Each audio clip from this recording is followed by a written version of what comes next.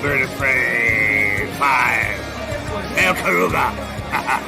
Kapla. Kapla. I'm going to take this opportunity, however, to suggest that we all hail Karuga. That's all I'm saying. Forgive me, Doctor. I'm receiving a number of distress calls. I don't doubt it.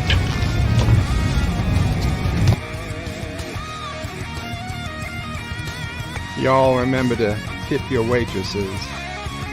Have a mighty fine night. If you come in peace, surrender or be destroyed. If you here to make war, we surrender. Both good. The important thing is I'm needing new people. When the appointed hour arrives, the Marauders will deactivate their cloaking devices and begin transporting Klingon shock troops directly to the landing zone. Landing zone? Where? Tell me. Why not? Your feeble weapons will be useless against us. We will kill all your males and take your females to mate with. All right.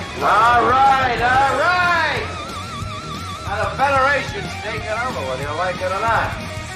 You people, you've been running this planet like a piecework factory. From now on, it's going to be under one roof. You're going to run it like a business.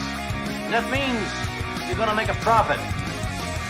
Look at these 3 words written larger than the rest, with a special pride never written before or since. Tall words, proudly saying, "We the people."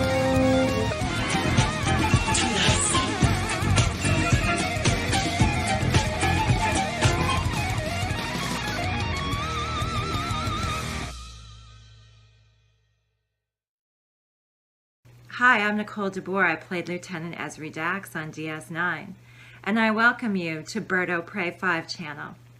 Hail Karoga.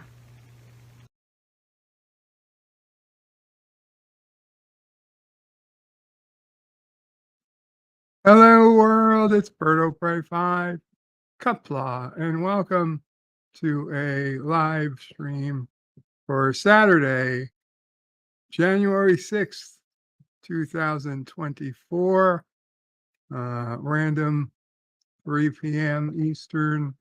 Decided, had a little energy, had a little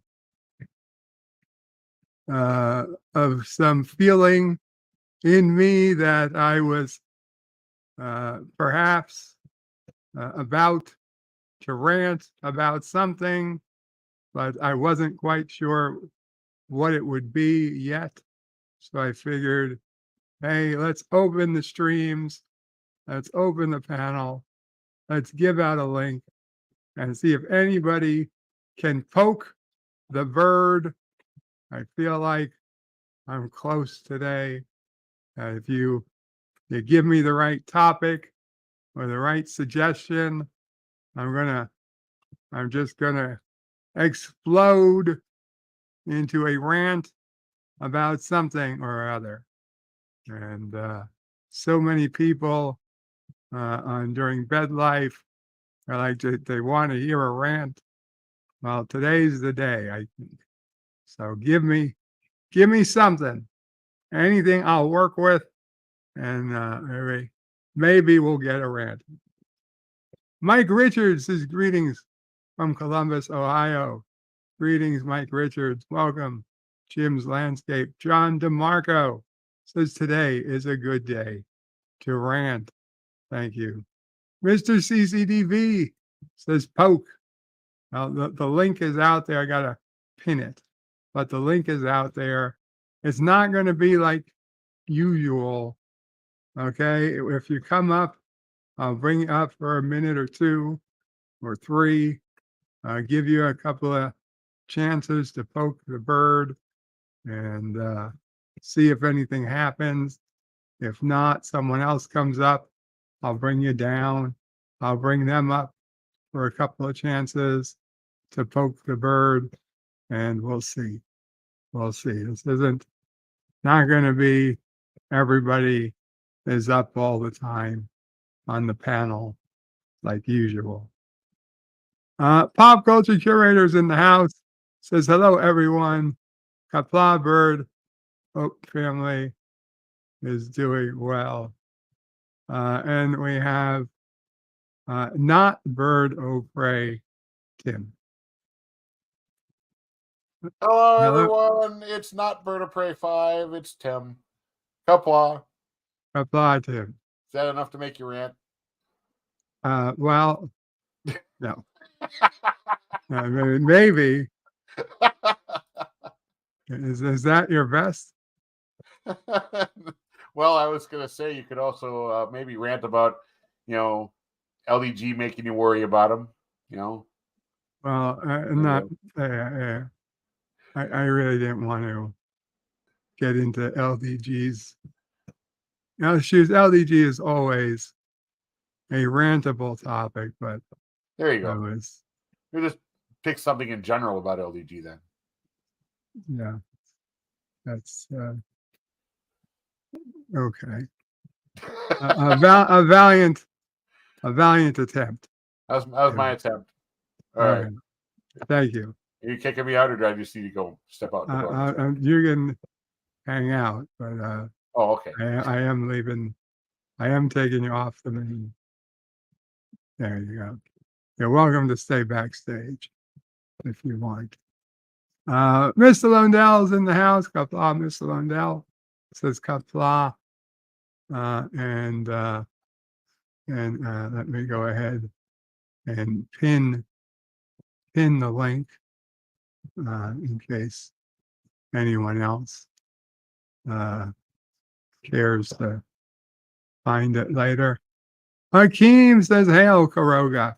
And chat, Kapla, Hakeem. Mr. Lundell says, gotta smoke today at 3 p.m. Central. Yes. Mr. CCTV says, I would say rare. Nonetheless, I am here to prompt. Pop culture curator says, aliens invade Miami. Is that anything new? Jim's Landscape says all stations, at stations, yellow alert. Mr. CCTV is not that up on pop culture these days. Melted Copper says, good morning, everyone. I got my booze and snow shovel. 73 days till spring. Sorry to hear that, Melted Copper. The Random Menace says, greeting from the future. Unscheduled scream is unscheduled. Indeed.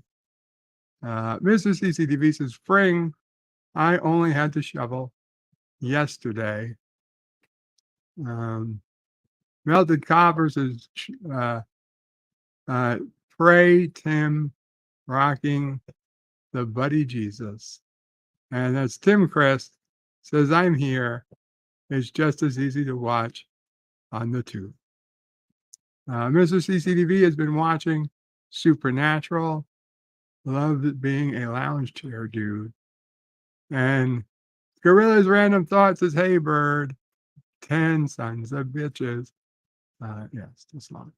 Okay. Well, I tell you, I found out the other day that my house, my property, without my knowledge or consent, had been transferred, moved, gerrymandered. Yeah, changed from one congressional district to another congressional district. And you're like, well, why should I really be that concerned? Should I be worried? Well, the problem is that I had voted in the 2022 election for a congressperson And the congressperson I actually voted for, I believe, was elected. But then apparently they gave my seat to a different congressperson. And that congressperson happened to be the guy who got kicked out of Congress. So I don't have a congressperson right now. I am now part of New York District 3. And John Araki, thank you so much, sir. John Araki with a 99-cent super poop super sticker. And Mrs. CCTV says, Representative Democracy, what you going to do? Mountains Elysium says, greetings, Berto Prey, Mamo Prey, Sisso Prey, the Ball Buster, Nephew Prey, and fellow nerds. Can't stay long, but wanted to drop by and give the stream a like. Thank you, Mountains. John Araki says, Bird loves big booty, horse-faced Latinas. You know what? It could have just as easily been AAOC. AOC. I don't know why I was saying AA. But it could just have easily been AOC who would have become my representative. But here, sharing screen, New York,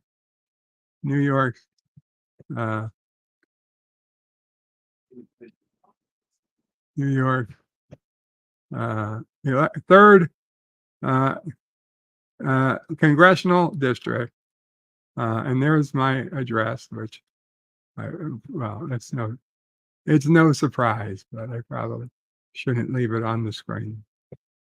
Each state elects 2 senators, for staggered 6-year terms. We got the dream team of Charles Chuck Schumer since January 6th, 1999. Next election, 2028. And I think, I'm pretty sure he'll attempt to run again. And Kristen Gillibrand, junior senator since January 2009. Our next election is this year, and she is at no risk of losing. And then just the House representative. Here's the problem. The seat is currently vacant.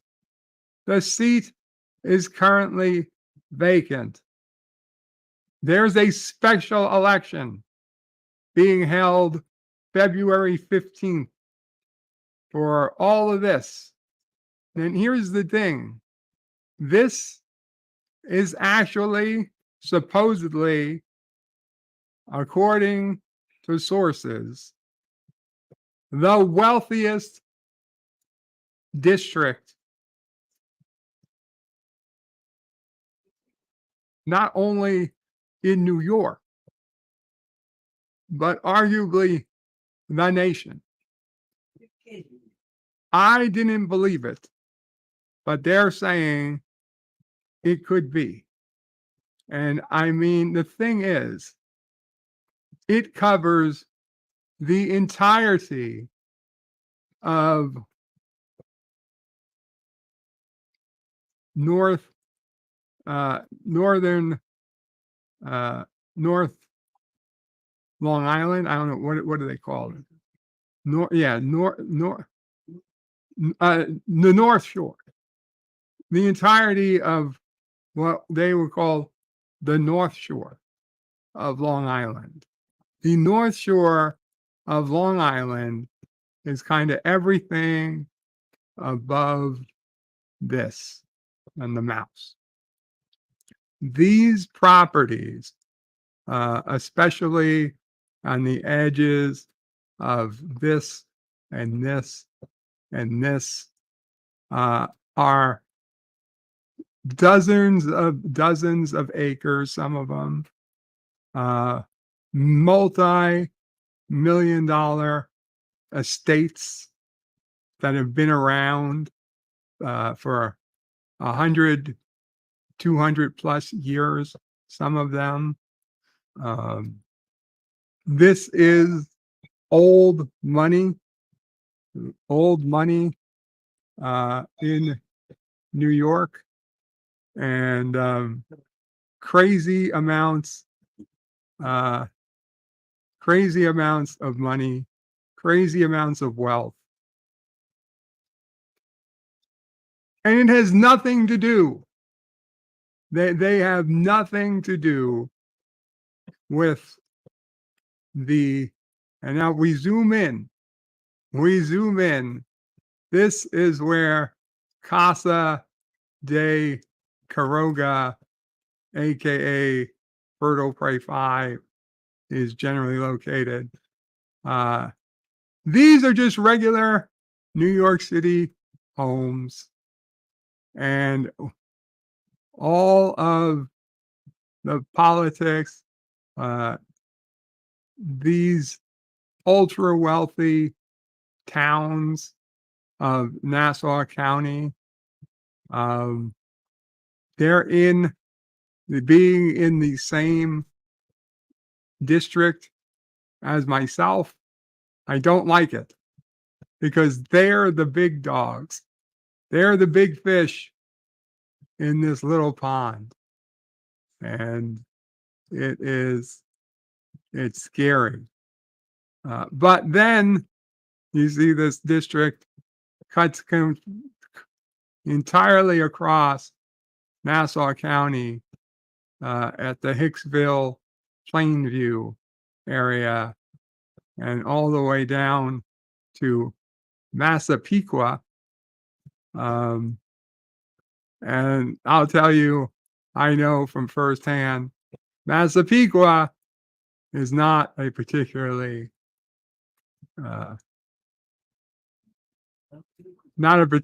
wealthy. Don't get me wrong, it's nice. It's much nicer than many places of Queens, but they don't really have a whole lot in common with the rest of the district either.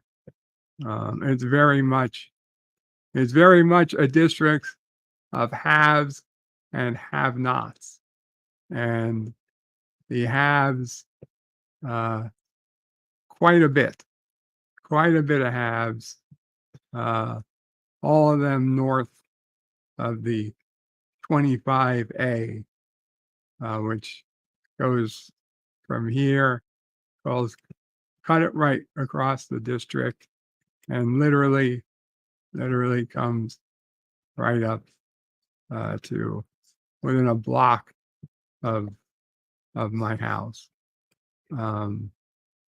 Yeah, you're on the north side of 25A.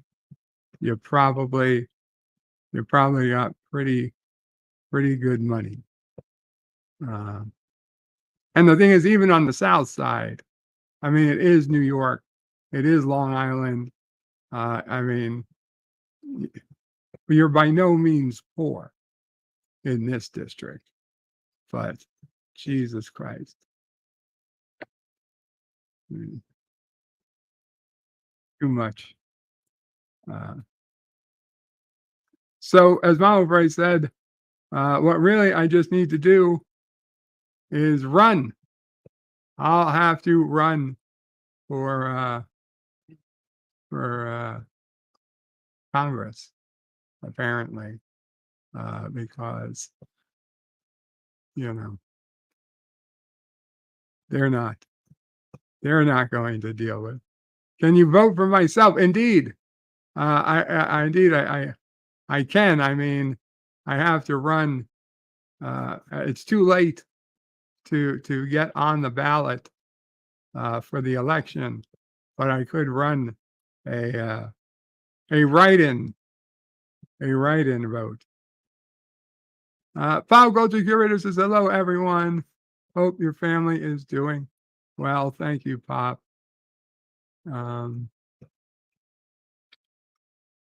Jim says, please check out the Broken Captain video. Mr. CCTV says, what's up?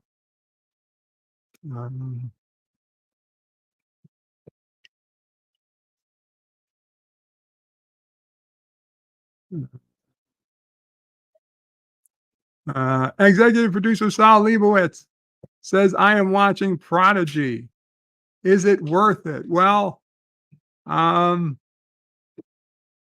only saw the first season. Fucking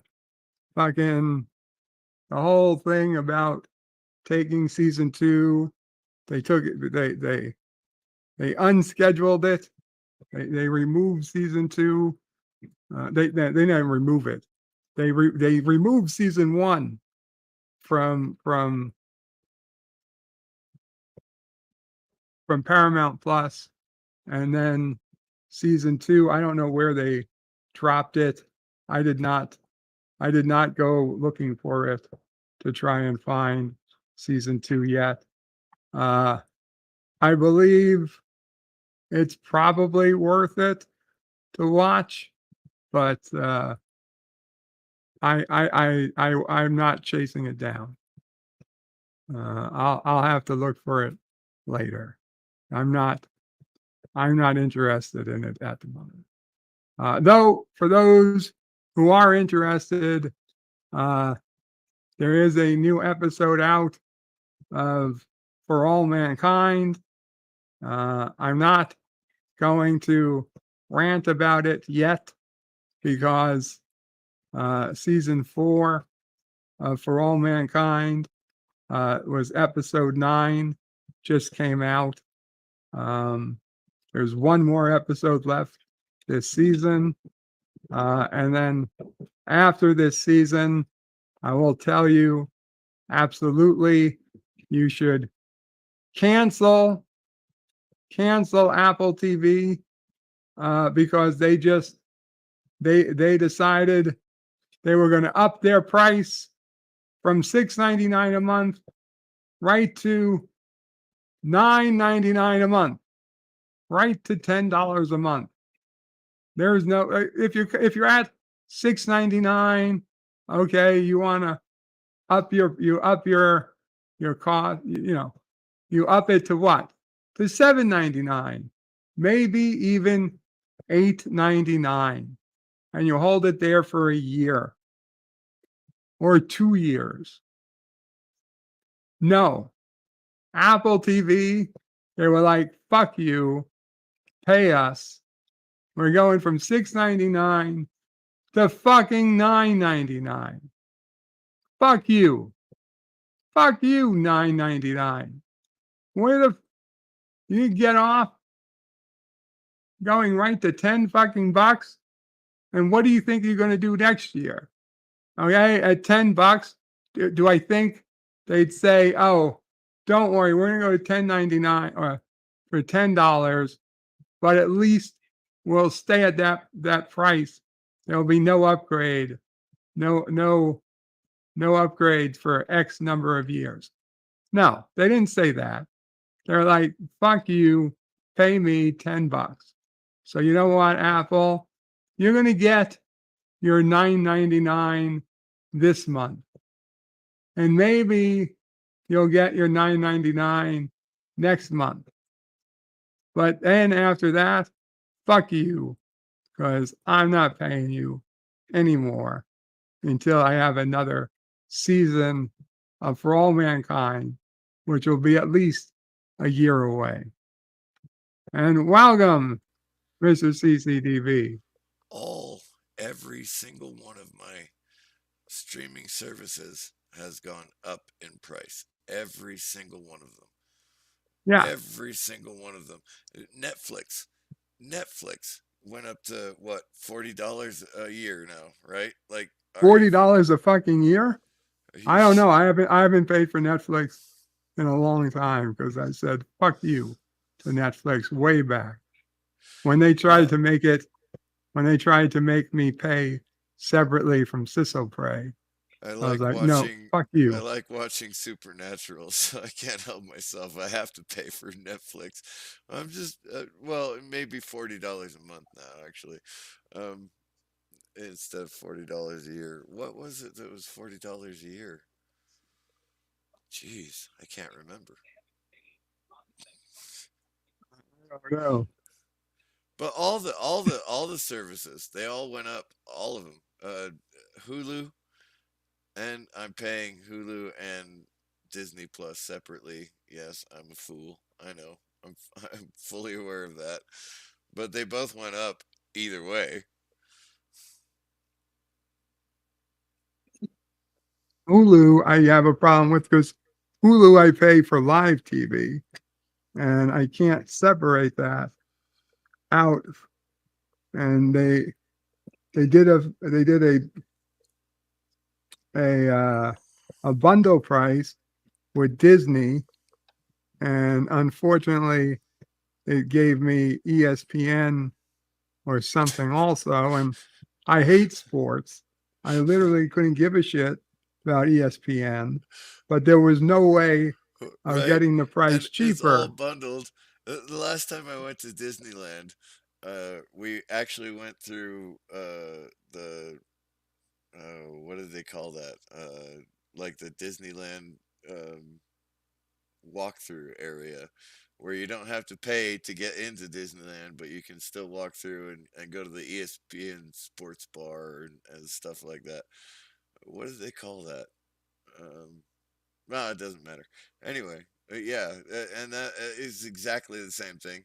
Disney is bundling everything, and I can't get away from it, but I don't like any of the content on Disney.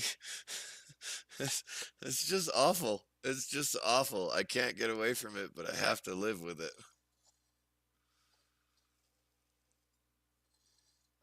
John Street says, poke the bird. That sounds wrong. Should we just call it the dirty bird? No. No, no, no. We're poking the bird to try and get him to rant. That's what I'm trying to do anyway. I may have picked a less sore subject than other things. So, how's Sisso Prey doing, by the way? Um, she's okay.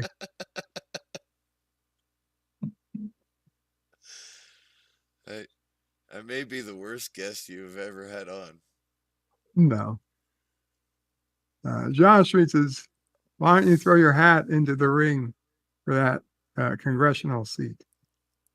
And Random says, can you vote for yourself? And you said you voted for yourself. You got one vote. That's right. when I ran for city council, I got one vote. It was my vote because I voted yes on myself. Apparently, Mr. CCDV doesn't like garner public support. For some reason, I can't figure out why. Welcome, Finity the Avenger. Avenger. Avenger. The Avenger. Finity the Avenger. I'll be honest, Captain Finity. I've just been thinking the Avenger in my brain. But now I see I've been wrong. And I just don't care. I don't care enough. It'll still be Avenger in my head. Sorry, I'm reading the comments ahead of you. Yes, if you vote for myself too much and go blind. Melted Copper says the worst is Kennedy. His 70-year-old child is stepping into the battle if 80-year-olds We can't have such a youthful spirit mucking up the election.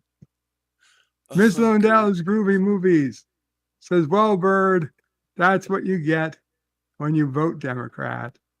They got you by the balls, and you can't even scream for the pain.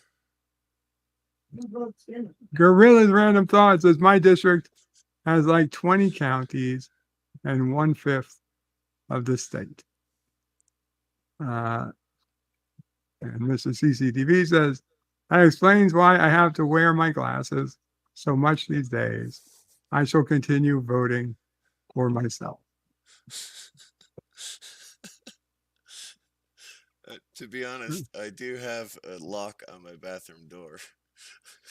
I have a lock on my bathroom door so I can vote for myself as many times a day as I want to. I see. Stanley says his Bird whipped it out yet. No, I don't whip it out, Stanley. I just dare other people to. Executive producer Saul Leibowitz says Prodigy is on Netflix. Well, then it's going to be a while because I don't see when I'm going to have Netflix anytime soon.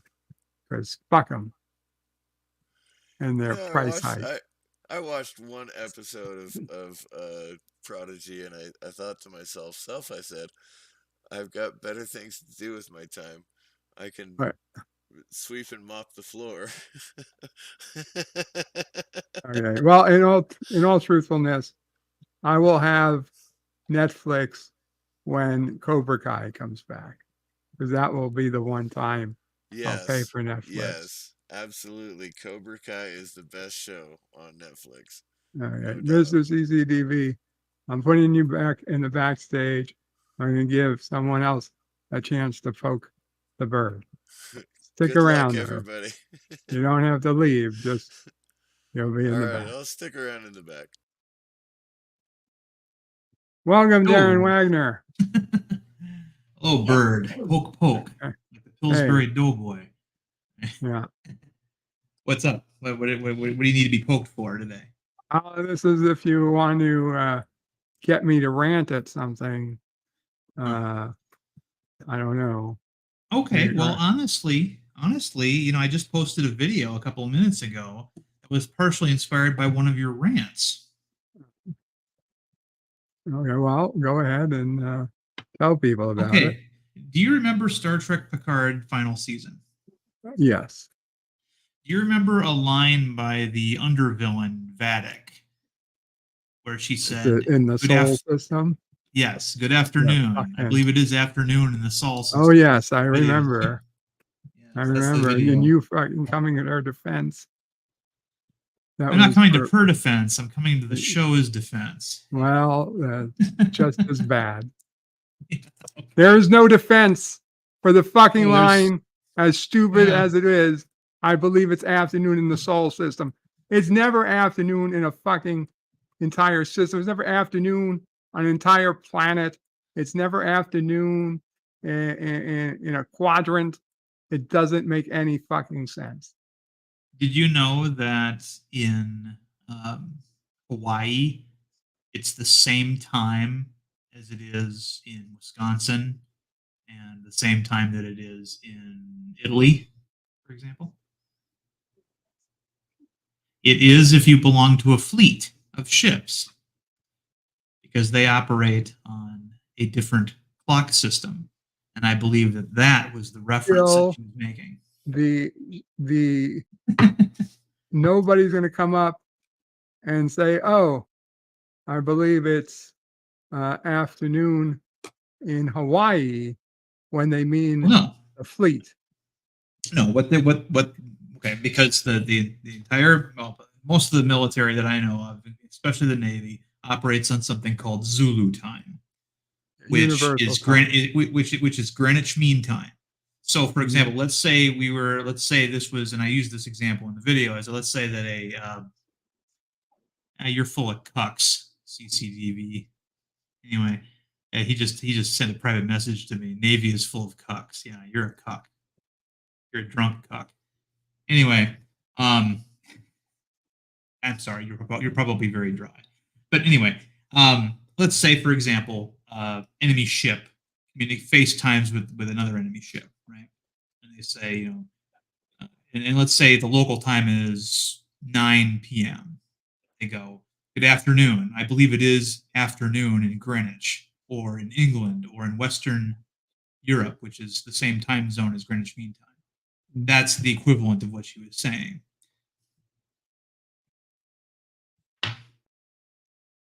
And I support that that assertion in the video. So,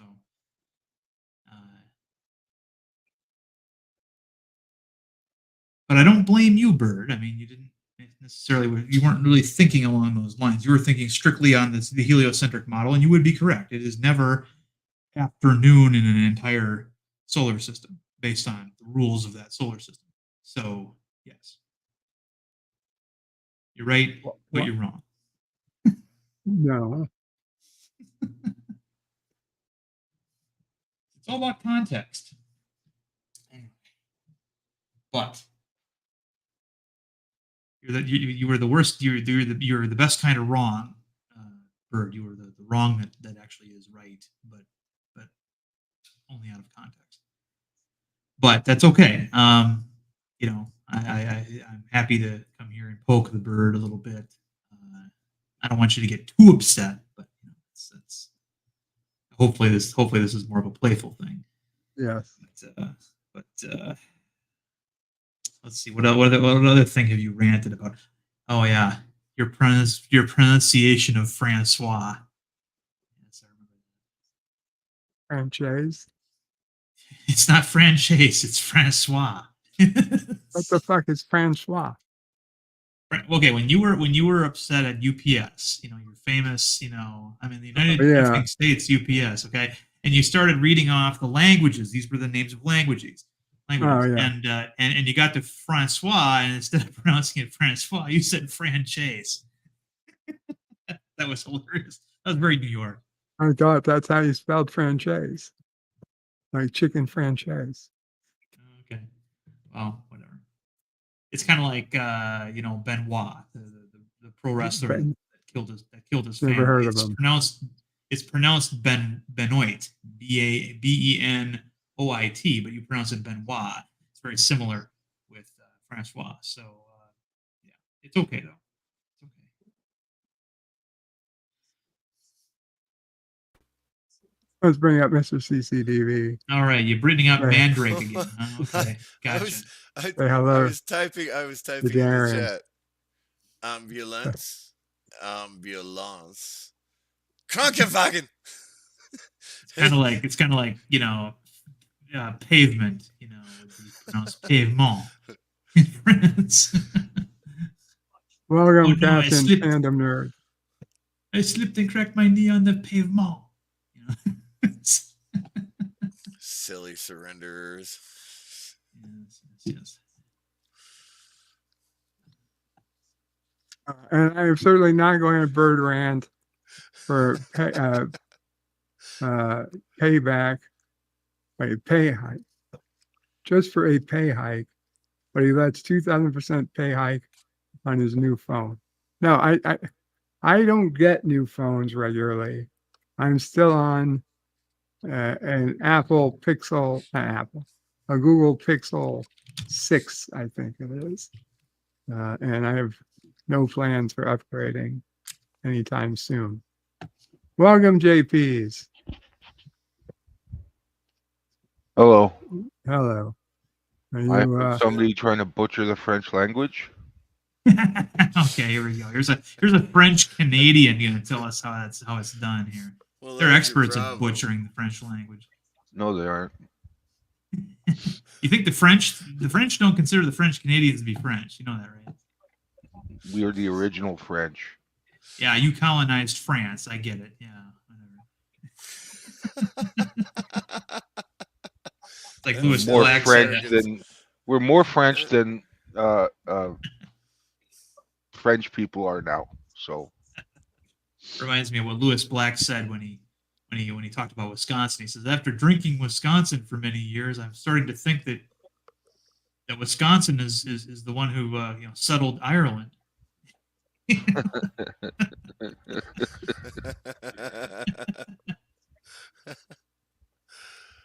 And by the way, I Stanley am says, not. It's your show, Bert.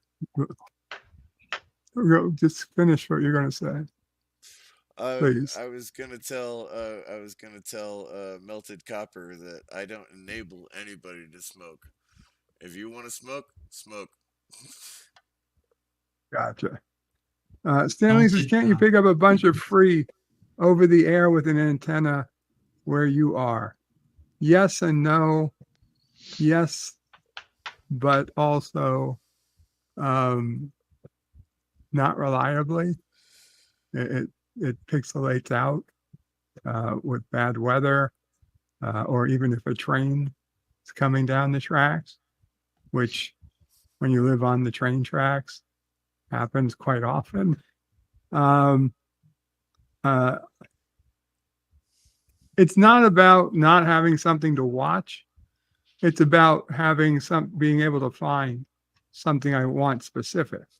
Okay. If I just needed entertainment and I didn't care what it was, yes, I could get my entertainment needs met probably with just watching free television and be Nah. fine. But if I want to watch For All Mankind, if I want to watch Cobra Kai, I want to watch, Picard or Star Trek, Strange New Worlds for whatever reason, then no. I mean, all the over the air antennas aren't going to do squat. That is true. So The internet will. You end up yeah, watching. You end up watching Jerry depending on my Springer. moral outrage at the time, what I'll allow myself to watch for free on the internet Everything. is Yeah, yeah. when I was living with my brother, I was taking care of my mom and taking care of my brother at the same time. But I wasn't willing to pay for an upgrade on his cable service, and all he had was an antenna. And so we watched like 5 channels. And it was driving me absolutely insane because I couldn't watch what I wanted to when I wanted to. On the other hand, I had a lot of fun watching Jeopardy and Wheel of Fortune with my mom every single night. So you got that. I kind of get mad at myself for not. I used to be more open to piracy. I'll be honest. I used to be way much more open to piracy. Yar, Now, Billy. now I find it Pop culture harder. curator knows this. The last time he downloaded something and my internet got cut off, I was furious. I told Pop Culture Creator, don't download a goddamn thing on my internet service ever again. Now I feel very hard at explaining it away. So I end up paying for movies I know I could get for free. I absolutely know I could get for free. Some cases I had them for free, but instead now I literally, if I want a movie and I don't have it, while I might end up downloading it via those methods anyway, because they're the only way for me to get, or the easiest way for me to get a copy that I can use in a review, I still will pay for via Voodoo or something and have it in my library just so I have the legal reason to have the movie. That may explain why I'm not a very good YouTube content creator because honestly, I look at the movies that I've purchased on Amazon and I've got like 15 of them and they're in my Amazon playlist if I want to watch them. But I don't know how to download them and make clips of them. But I own them. Well, that's the thing. If they're on Amazon, it's not easy to make clips. So that's why I just download the MP4 file from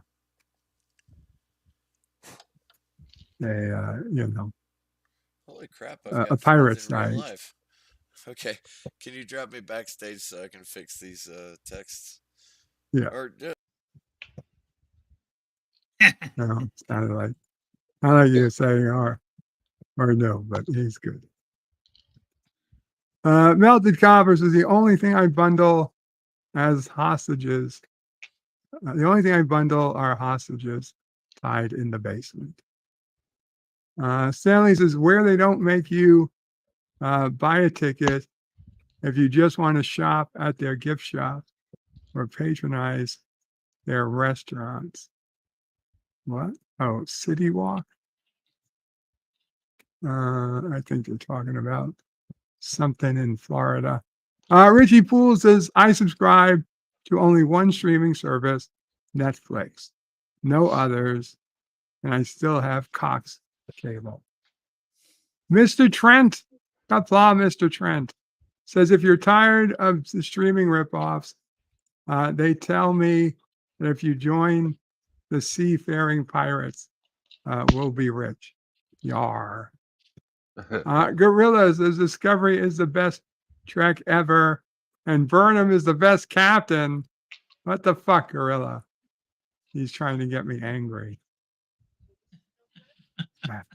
That'll do it. That's not poking the bird.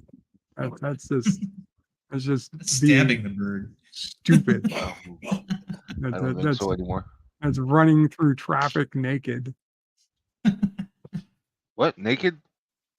Gorilla is running through traffic naked. Ah, okay. Melted Cover says to Mr. CCTV, what's to marry into the family? How many sister birds are there? Would they be called hens?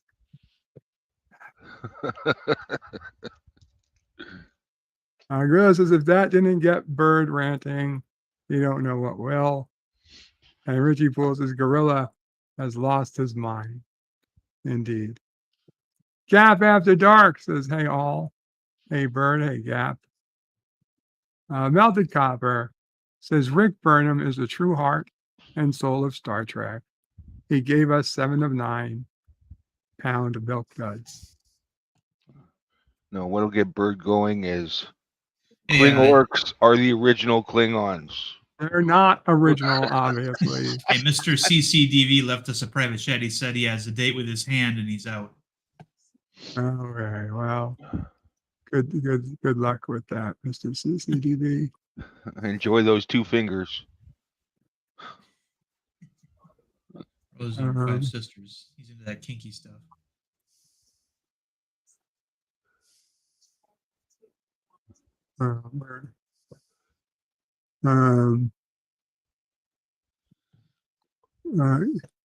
Gap After Dark says, is it true, Bird? You're still chill for Paramount Plus, and you can't wait for season 5 of STD. We know STD is your favorite show. Be honest, I actually do have Paramount Plus. Still, it's one of the few streaming services I am keeping for the foreseeable future. And yeah, I guess I will have it through season 5 of Discovery.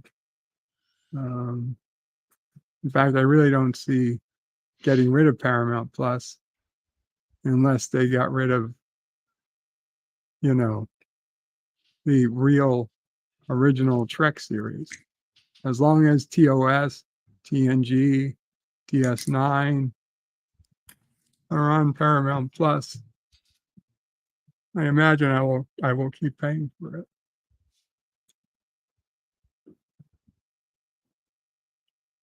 That doesn't really make me angry so much as makes me depressed. Makes me angry about Paramount Plus is I originally got it for a couple of months, and I got it for one reason only, was Star Trek. And what do they do with Paramount Plus Canada? No Trek at all. Yeah, I don't know why you guys are getting screwed.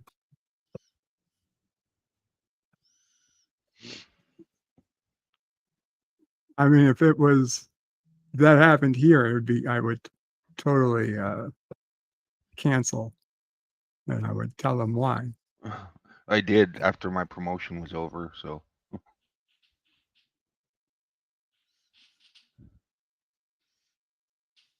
Melted Copper says Star Trek STD is the thing I love to spread. I trick people into witnessing the glory of STD. I even give STD to family members. Yeah. Yeah, about that. Schwario says, Kapla I hope you and the family are doing well today. Stanley says it's a chance to stuff the bird. Schwario doesn't use Netflix. Melted Copper says to Gap After Dark, wouldn't mind finding me one of those later tonight. Stanley says, trigger the bird. Richie Poole says, Vatic was a substandard Star Trek villain. She is one of the worst. I'd agree.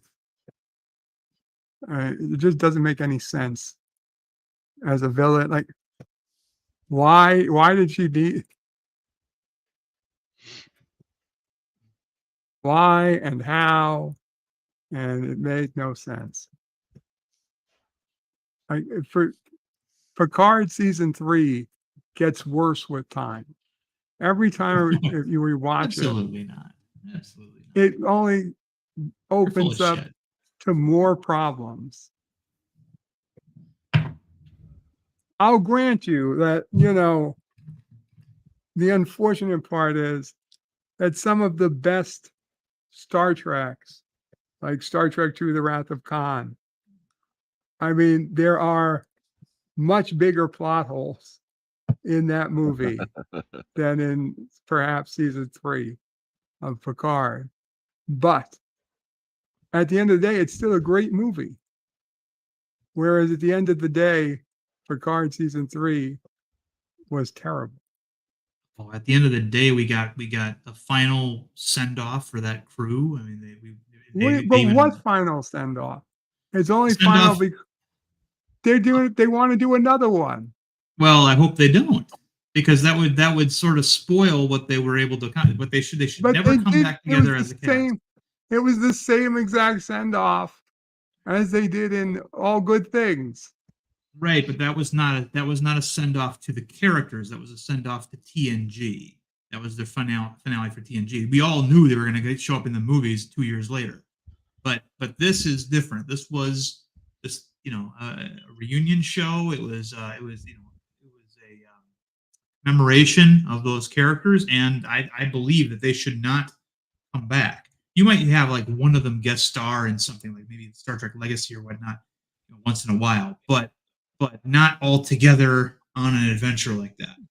And I certainly don't want to see any more of Jean-Luc Picard anymore, because especially now that all of a sudden Picard season 3 broke the top 10 for streaming shows. All of a sudden now he thinks that he can ride on that, and he wants to do another season where he's got the writing reins. It's like, no, you don't understand the character.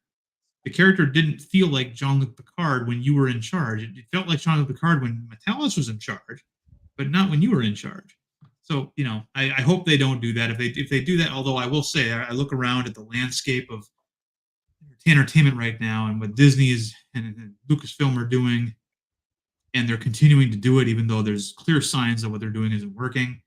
And, it would be right up Hollywood's alley right now to have announce a Picard 4 and then have it just ruin the grandeur, or at least most of the grandeur of Picard in season 3, the final season of Picard.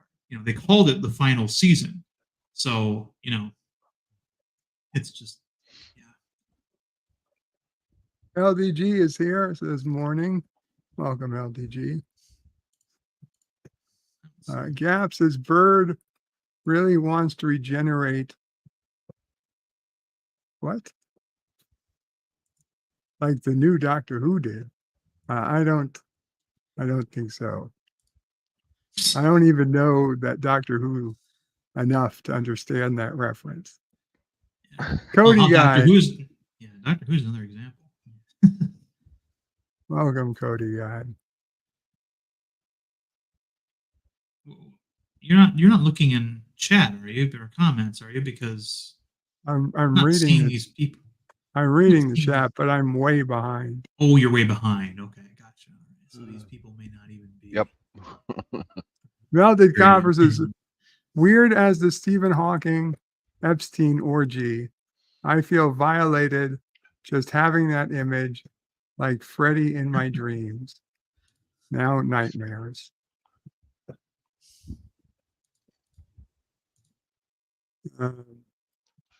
Melted Copper says, do ladies get morning dew? They probably have to do less yoga whizzing in the morning. Schwario says, sorry I'm late. What did I miss? Not a whole lot. Extreme. If you're using Zulu time, they state it. It has never been stated in any track show, says Mr. Lodell. Well, right, but that's just what the Navy calls it. But fleets operate on a synchronized clock, and it has to match time somewhere. Now, Vatic was probably correct that given Earth is the headquarters of Starfleet, they're probably on whatever Starfleet uses on Earth, and it's probably Greenwich Mean Time, even though they're in San Francisco. So, again, it's how far down do you want to narrow it down? I mean, should she have said Greenwich? I mean, should she have said, she just kept it in Sol system because you're dealing with that, astronomical. Yeah, she should have said Greenwich. Places. She should have said Greenwich because it doesn't make any sense to say Sol system because there's not Sol standard time. No. Right. Well, again, we don't know. But that's what came into my mind when she said that. I'm like, okay, that's interesting. Yeah, she's referencing the synchronized time of the fleet. Dan Lee says, I assume all the Federation starship recognize the same clock and calendar. Yeah, I'm not even sure.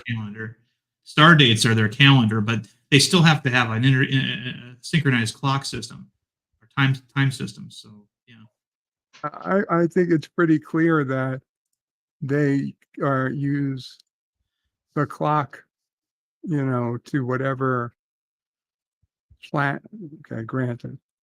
To like Deep Space Nine uses Bajoran time, Bajoran day, because Bajoran day is different hours than an Earth day. Maybe. I mean, I'd have to see a reference to that, but I mean, that would make sense though, since that is a Bajoran station and Starfleet just administrates it. So Well, you think that once Bajor enters the Federation, they're going to change the clock? Yep. I don't think so. I don't know. No, they'll still be on their own local time, but the station, if it becomes a Starfleet asset, which it technically wasn't on the show, then it would probably be operating on either local time or a synchronized clock. Again, it's primarily used by ships, not installations. Installations typically go by local time, but then they also have a readout of what Zulu time is, so they can make sure they're, if they're talking to a ship, you'll want to give time figures in Zulu time because that's what they're using. And then when they get to port and they tie up on the pier, then they start operating on local time. Welcome to the lovely Sherry.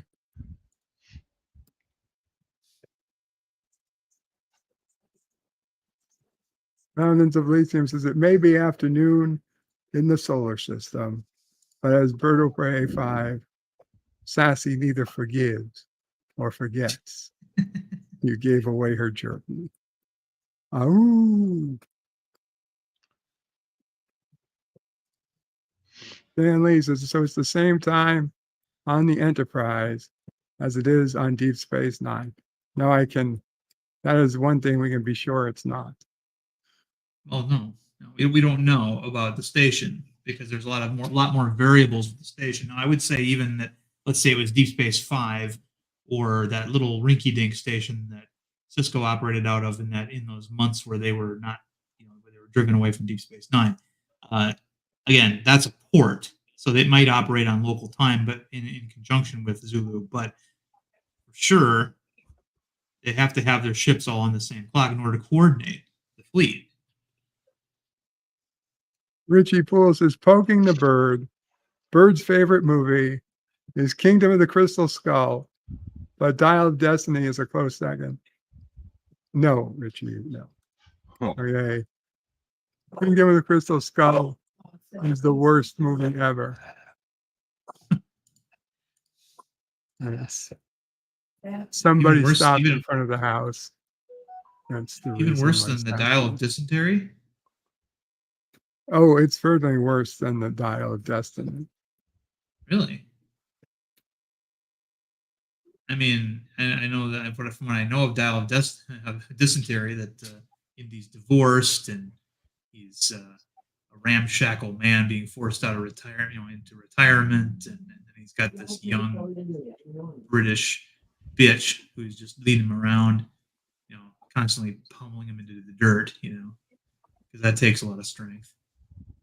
Dan Lee says, how do you pronounce foyer? Foyer. How else? How else do you pronounce it? Foyer.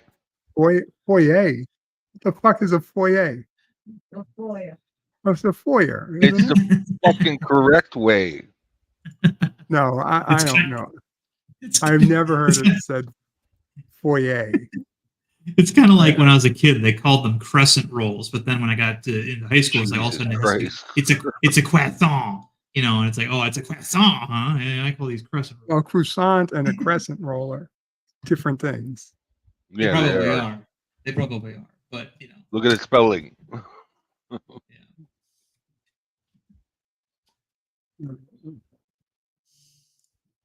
All of Vadek's lines were dumb. I agree. Oh, come on. I agree. I like there were some lines that I liked that I thought she was very good at. Mentioning that she had access to Captain Shaw's psych profile was particularly edgy. I like that a lot. Guys, feel free to argue or whatever you want to do. I need like 5 minutes. I'll be back. If you guys got to go, you got to go. I understand. I ain't going nowhere.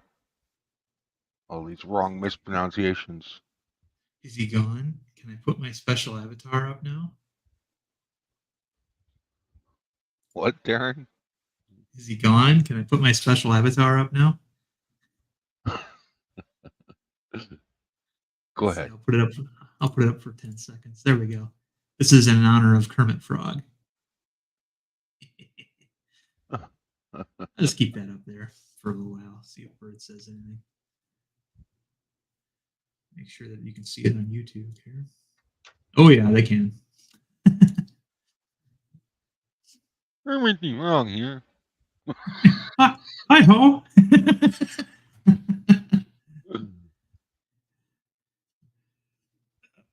Found a new Miss Piggy. Huh.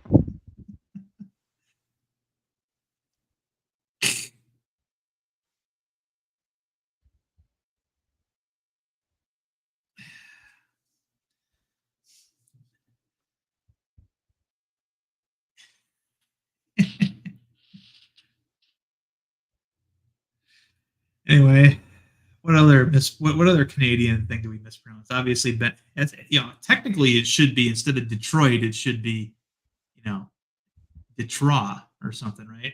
Detroit? No, it's not. Okay, so Detroit is still Detroit. Yes. Okay, because we have people here that want to pronounce Illinois as Illinois. and Des Moines as Des Moines, because there's an S there. No. And I don't know if those are French, but it could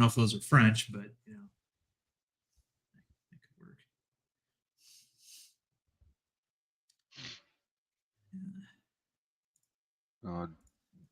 Des Moines is clearly French.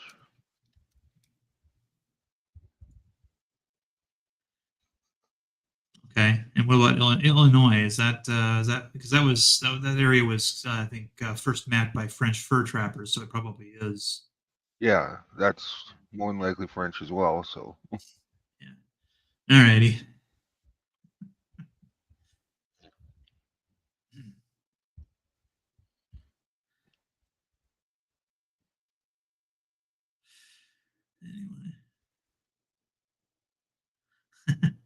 Illinois. Yeah. Let's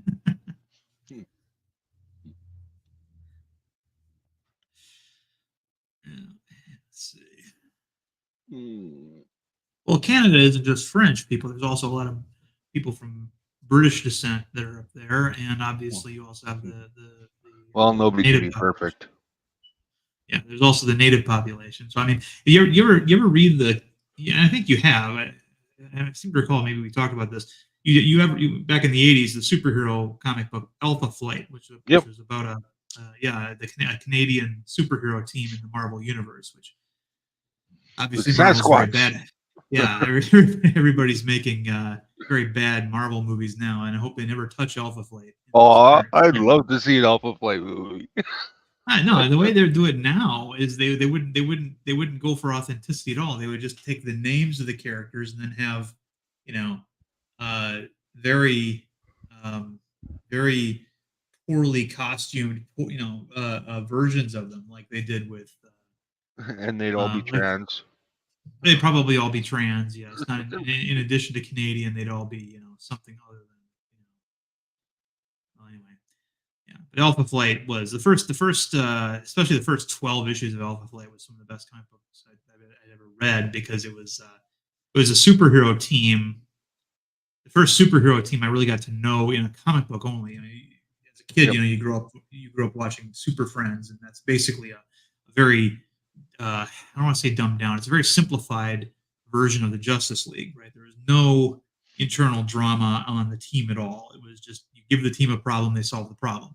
And each character in the Justice League, basically, you could have interchanged their lines, with the exception maybe of Wonder Woman and her pronouns. But sorry for bringing up pronouns. But anyway, but with Alpha Flight, they were a dysfunctional team. They did not, and a lot of them just did not like each other, and that was really interesting to me. As a kid, it was like one of them, didn't like the other because he was dating the other guy's sister, and it's just stuff like that was going on. You had father-daughter issues. You had they were more or less led by a married couple, and then issue 12 he dies, and she has to lead the team herself. And, it was a lot of stuff that was kind of breakthrough for the time. I enjoyed that comic because the only reason I originally picked it up was like, a Canadian comic book. Yeah, it's so funny too because I knew so little about Canada, even though I'm in Wisconsin and you guys are like 1,000 miles north. Typical American school system. Yeah, I didn't get that Guardian's costume was the Canadian maple leaf flag. I thought I didn't get it because to me you put the whole flag, like Superman, you put the whole symbol on his chest or something. Instead, he had like half the maple leaf thing on the front and the other half in the back. And to me, I'm looking at the negative images, so I'm thinking, is that like a lightning bolt? What is that? Because it's jagged, and stuff. And because North Star and Aurora also had something kind of interesting where they each had like a starburst on their hip, and so I'm like, okay, it must be something like that. And I didn't get it until I happened to one day see the Canadian flag. I'm like, oh, that's Canadian flag. Oh, it makes sense now. I was like, maybe third grade, But yeah, because they all had the original costumes. They all had this weird sort of point. They had pointy designs on their outfits. They were all like even Shaman had like I'm back. Sorry about that. jagged things. Yeah, welcome back, Bird. No problem. Keep you might as well keep talking. Oh, okay. We're talking about a Marvel comic from back in the '80s about a team of Canadian superheroes. Yeah. The thing I thought was kind of interesting about that team also was two of them were mutants, right? So in the Marvel universe, the mutants and the non-mutant superheroes were always like segregated, right? If you're a mutant hero, you had to be in the X-Men or one of their family of books. But Alpha Flight had everybody's integrated, and there was no mutant, problems in Canada. It was all an American issue, it's all a United States problem. Don't forget, Wolverine was part of Alpha Flight. Yes, he was retroactively. That like validated them even more. Yeah, exactly. This was the team that he left to go join the X-Men. Yeah. I should probably just show a picture of this team so that people know what we're talking about here. Let me see if I can find that here. Oh, I guess Bird's going to show us his cameras. We got some snow coming down. I will show yours, Darren. That's fine too. But I like the Bird Pig cam. Alrighty, let's see here. I got an Alpha Flight folder here somewhere. I could watch this 24/7. Well, thank you. I got pancakes. 30 seconds here.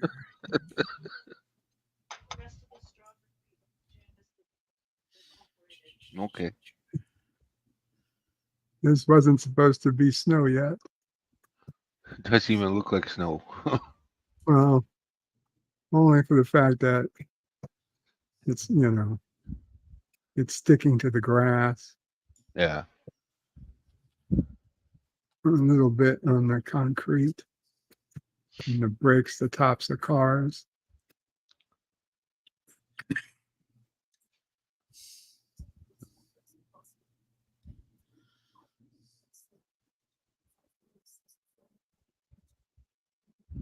Okay, here we go.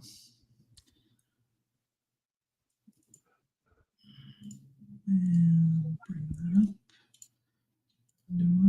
And just the people in the chat, I am reading the chat to myself. Here we go. So this is the comic book I was talking about, Alpha Flight. This was the first issue after their first appearance in X-Men. And here we have this Canadian group of superheroes, sort of like, one side superheroes are, there's Spider-Man and Fantastic Four and the Avengers on the cover as well. This is a job only we can handle because it's in our border and, fuck off. But it was a decent enough comic, and it had a lot of drama for something that was still generally for kids. I mean, you had this character here, Sasquatch, who was sort of like their version of the Hulk. He was at least initially a little bit more stable. He could change into the monster, at will, and he didn't have to wait until somebody made him angry or something. He could just meditate and change. But then occasionally he would lose control a little bit, kind of like how the Hulk is in the Avengers, right? In the Avengers movies, where he can change, he can choose to change, but if he changes because like in the first movie because somebody hacks him off, he doesn't have as much control, that kind of thing. Try to see if I can get. There we go. Okay, so big portrait here of the team. Big guy, as we said, was Sasquatch, their leader, the guy with the maple leaf on it, sort of on his outfit there. His name was Guardian, and he had a suit that was basically more sophisticated than Iron Man's suit because it was essentially woven circuitry fabric that looked like tights. So it had layers on it. So underneath that, the fabric layer was this these electronics, and it enabled him to fly, and he had force field protection, and you could shoot the energy out of the hands and stuff like that. The green gal to his right, or to his left, rather, our right, is Marina, and she was just an amphibious chick, sort of their Aquaman, so they never used her very much. The Native American, well, Native Canadian, I should say, Inuit, whatever he is, guy over next to him was called the Shaman, and he was kind of like their Doctor Strange. The chick next to him was called Snowbird. She was their shapeshifter. She turned into animals native of Canada, and they were always very light. They were like albino, so she could turn into polar bears and white owls and things like that. The two on the far side, the guy on the left, the far left, and then the chick on the far right, those are twins. They were the two mutants on the team. They both had the ability of hypersonic flight. The guy on the left, though, is, I think, Marvel's first gay character, and this was a character that was created back in the '80s. But they were very coy about it. They didn't just come out and say he's gay.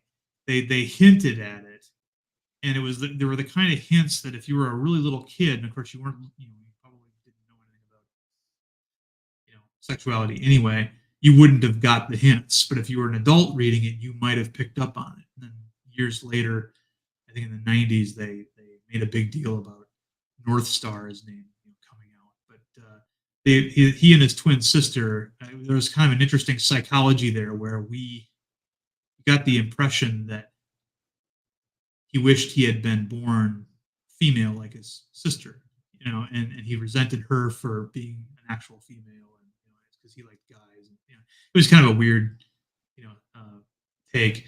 And then the little, midget guy in the front, that's Puck. I think that's a reference to a hockey puck, the national sport of Canada, and he basically had like the ability to ricochet off of objects. He was like a human projectile kind of thing.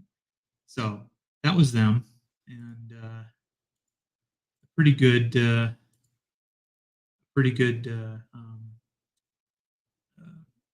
little comic book for about 2 years, and then the original creator left, and it went to crap. So thanks for letting me show that. Bird. You're welcome. No worries. It is an interesting avatar. Yeah, so I was going to use that next time I saw Kermit on one of these, but yes, I think Kermit got an upgrade there. Okay, pancakes are gone. Cold water.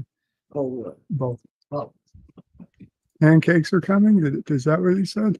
No, I said pancakes are gone.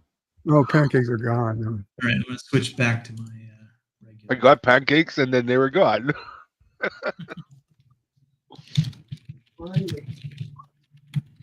The pancake fairy came and dropped them off.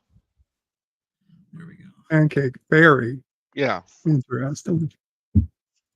Pancake fairy. Oh, man. Hey.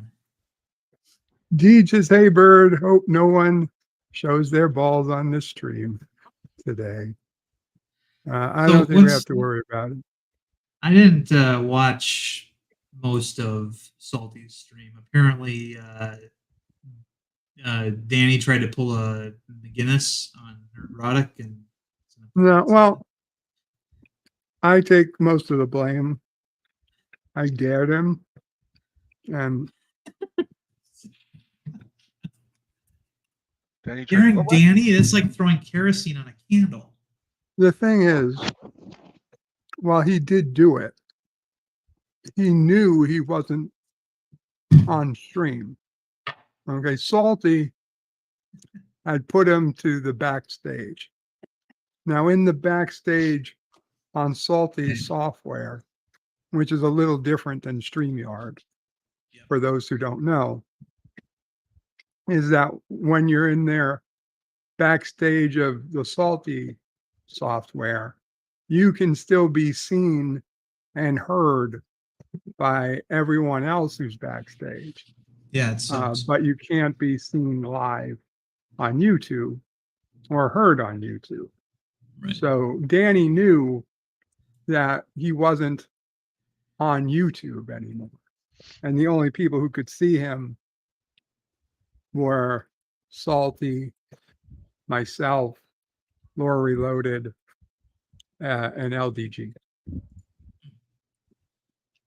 And so, he said that Salty had been pissed off at him for various things. And I told Danny, Danny threatened to show his balls. And I said, Salty said, "Don't you dare." And he's like, "Oh, I won't." I said, "You never do it anyway. Like, I dare you." And he was like, "Fine." And once he was pulled from the stream, he did proceed. Now, granted, he's in a little box at the bottom of the window. So even on my 24-inch monitor, I could barely tell what was going on. And even now, I can't definitively say I'm sure he showed his balls, but it was close enough that he probably did. I suppose Salty had conniption then. And of course, Salty the have a heart fact attack. that he did it, Salty got pissed, more pissed at him, and Even said though he it could have wasn't on destroyed his channel and blah, blah, blah, blah, blah. Even though, in my opinion, he couldn't have destroyed the channel because he wouldn't have done it. And he admits he wouldn't have done it had he been on. I mean, if that had on happened, stream. the only way that could have been destroyed his channel Yeah, if that's Salty what had accidentally hit the wrong button I and put him mean, on there. and Salty ended the stream quickly. All I can say is that we spent probably another hour afterwards talking about what happened. And I wouldn't say that we ended. And I don't say there's any breakthrough and that anybody really changed anybody's mind. But it was what it is. No, nobody was, nobody was super angry. It was just an unfortunate night for everybody. Oh, see, he doesn't need me to derail his streams. He can do it all by himself. How could that be unfortunate? It's damn hilarious. It's unfortunate because I don't want to see anybody angry or anybody upset. And to be honest, both Salty and Danny were upset. Yeah, well, I think both of those guys share way too much of their personal lives on their streams, to be honest.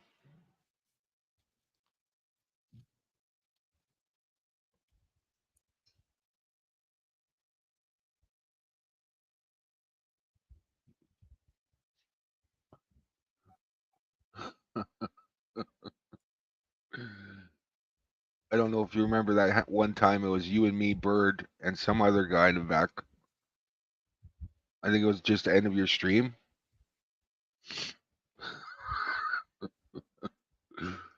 And something weird, this person just like next thing you know, we're seeing him in his room and he's about to drop his pads and both of us nope the hell out of there. I'm trying to remember what that was.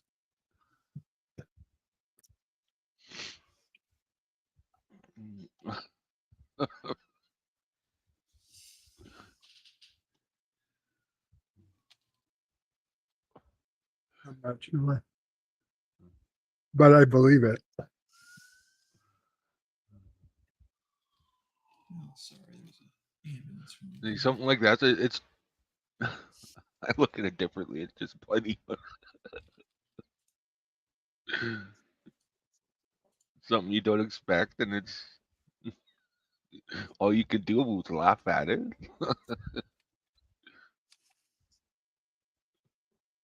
Applaud, Todd. Jenny.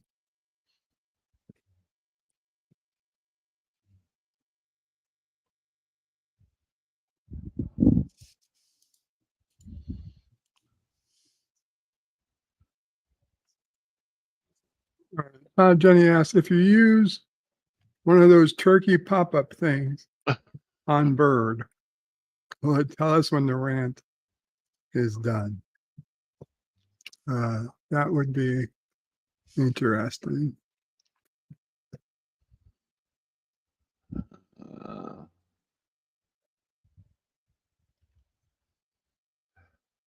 Todd Jenny says, I went flat out on a tour around the world and I tripped and fell off. Stanley says, so Salty has a recording. I don't believe it records. No, I don't think it records automatically.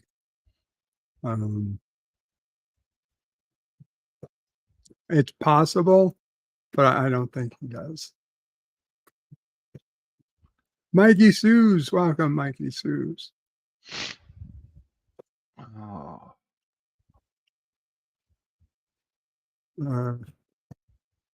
That's right. A vasectomy conversation. They were having a heated vasectomy conversation because Salty, Lore, and Danny all had vasectomies. So, Oh my Great. God. Remember what I was saying just a few moments ago about how much they share way too much of their personal lives on streams? This is leading to their problem. So they're all three of them are shooting blanks. So what are you guys doing to celebrate the anniversary of January 6th today? Well, Why? JP's you're exempt. JP's you're exempt because you're Canadian. What's so special? Oh, it's a great day in history, January 6th. Apparently,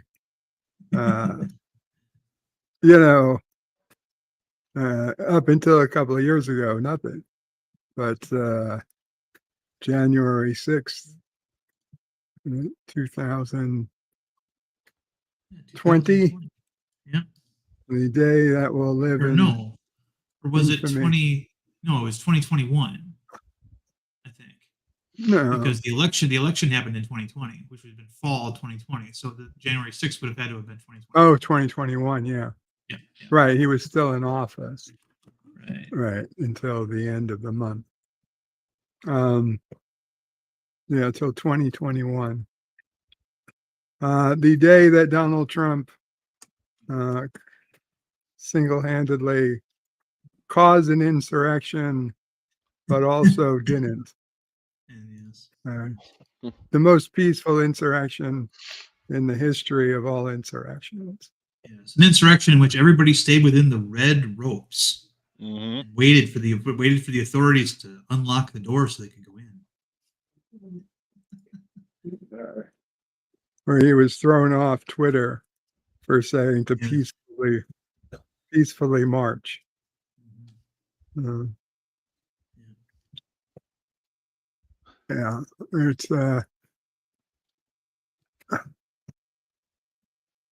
It's weird. And then today,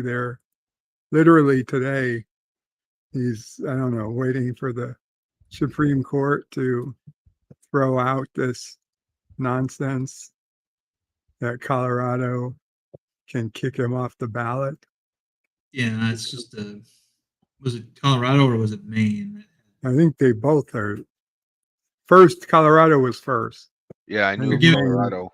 Yeah, they're just trying to put obstacles in his way, so then he's got to fight to get it back on the ballot and stuff like that. And if they don't have the ability to really legally do that anyway, and they know it, they're just creating more work for other people to have to do. So it really hurts the entire belief and faith in the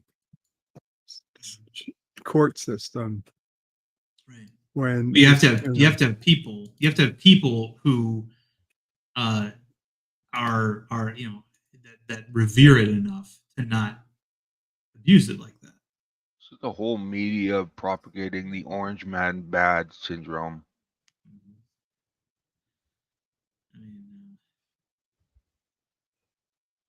And then you got your little Castro fella up there, up north, trying to turn your entire country into California. We need to bring back capital punishment. He says, "This is why I don't dare JP's anything on stream. He would do it on the stream." Sure, and I don't need to get paid to do it either. I do it just for the sake of doing it.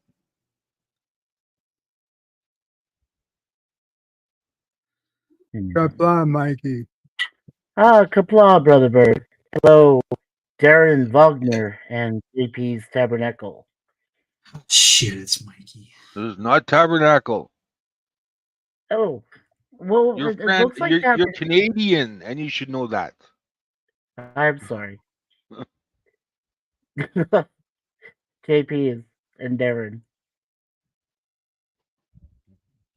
Mikey, you said you had your shirt off accidentally one time and your camera on for a while. I left the camera on by mistake, and then the first person to catch it was Gorilla. Gorilla's random thoughts. Next thing I know, I'm getting berated because I was naked on screen. Oh, there's Melted Welcome, Copper. Melted Copper. Howdy. Howdy. Lauder Stomp says, "Hey, Bird." About January 6th, by the way. There's nothing better than knowing that we have two 8-year-olds that are going to be our leader. And Do you remember the raw meat guy? The Liver King? Alexander? I don't know. Worst kid? Raw meat guy. The raw meat guy. I'm thinking Liver King. I'm like, well, he's kind of like. I remember. Oh, the guy who came in saying raw meat was good for us. That we all had to eat raw meat. Yes. All right, Mama Pray reminded me. Okay, I had blocked him. Steroid goof called the Liver King, and he'd be like talking about eating animals' livers and stuff. And then yeah. Well, he's not wrong. Yeah, the liver is one of the best things you can eat out of an animal, but he was on roids, and he also had probably ab implants, so his entire physique was enhanced. So it wasn't, the idea being that you can get to look like him just because you eat some liver. No, that's a lot of work to look that way, and a lot of money too. That was how they got him. I guess if ever I was to try to be like ripped, I'd want to be like more like a Bruce Lee and less like a veiny, scary monster. Yeah, well, I think I'm pretty sure because of how he always had abs. Those were probably ab implants. I can't prove it, but I wouldn't doubt it. Yeah, I think it was a long time ago. I was watching MTV, and this is real. Somebody got calf implants out of all the parts of the human body that no one pays attention to. This dude, and he's like, "Look at these calves." And I was like, "That's just such a goofy." Yeah, you look like a I cartoon. got messed up teeth, right? Like mostly because I say mean things and I get punched a lot. It happens. But these people are cutting off body parts and doing stuff for fun, and it's like, what the hell's wrong with you guys? Yeah.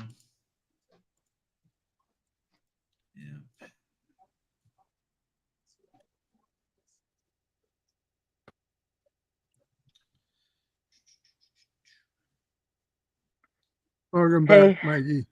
Welcome back. Oh, thank you, Brother Bird. Mikey, you're back. I missed didn't, you. I missed you too, Melted. I just want to say, I hope I didn't offend Darren. Right, Darren is a cool guy. I've never had issues with Darren. Well, I'm just saying, Mr. Wagner. I've never had. No, I'll just say with Darren, I've never had issues. Because are you saying that because I said, "Oh shit, it's Mikey," and then I got quiet? No, that's just me addressing you. That's all. That's just the way Darren is. Actually, Oh, he sent okay. me a nasty private messages Oh, about you. you He's said, like, oh shit. this mighty person. And I mean, he was trying to be negative. But I think, maybe they just really like animals, okay? Not all of us see that as a bad thing. It's 2024, and people are doing things different in the sack these days. And so what used to be bad is Wow. not okay. So You really had to remind us. Well, I noticed one. Yeah, well, I noticed one thing is that there's already been an earthquake and another disaster, and then we've lost like 5 celebrities already just after the beginning of 2024. So I don't know right, what's going on. There's just a lot of Well, people dropping yeah, dead all of a sudden. I starts hardly with the call earthquake. Hutch a celebrity at this point, but okay. Starts with an earthquake, birds and planes and aeroplanes. I messed it up. Cats and dogs living together. Mass hysteria. Yeah, That- mass hysteria. Well, there's a new No. Ghostbusters coming out. I kind of I hope they just use some of remember that the from Ghostbusters. bad guys from the cartoons. I don't know if you guys saw the real Ghostbusters, but they had some good little rogues in that show before Slimer took the show over. Oh, there was Sam Hamm, the Boogeyman, the Sandman. Yeah. You are like a buzzing of flies to him. You see, he is Vigo. Hard to believe that was the guy. Hard to believe that that guy who just said that line you just said was the hero in Dragon Slayer. Right? Where are you from, little man? The Upper West Cartoon Side? form. Oh, Janusz, that was his name. Oh, yeah. Oh no, I was Talk going to about, say like- that I thought Slimer animated was better than the Slimer in the live action film, for sure. Yeah, see, when I was a kid, and I guess I was like older minded when I was a kid, but the first season, Slimer wasn't in it, and then he see, because that era of cartoons loves the annoying character, and that would be Slimer, Orko, Snarf, Scooby Doo. There's a few others. But there's always that retarded character that just bogs down the story. I don't know why. Oh, Scoob. There was nothing wrong with Scoob. Well, Yeah, well, that would be Scrappy. Scrappy Yeah, was there's the nothing wrong second. with Scrappy was annoying. Shaggy was annoying. yes, Scrappy was No, annoying. it's, That's- okay, I found something that's very and interesting. I Don't gotta, forget that. I want to show you guys something real quick here. Oh no, he's doing windmills like we were talking about that other Yeah, guy. go ahead, Darren. Yeah, I gotta find it first. So hold on. That's what the guy who flashed his balls last time said too. Okay. Just open up his foot. Yeah, the ball flasher. You know, it's pretty bad when birds are like, well, actually, I have a big screen and I can barely even see it. It's like, talk about passive info. All right, so maybe it's on Twitter. Hold on a second. No, but you were talking about cartoons, and I saw something very interesting about a cartoon that's old enough to be something that you guys probably might remember and whatnot. Here we go. All right, so.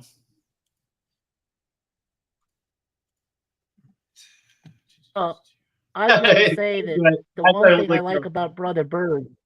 Yeah, I was going to say the one thing I like about Brother Bird is when we've seen him live and he's had his camera on, he looks very imposing. He's got a very imposing figure.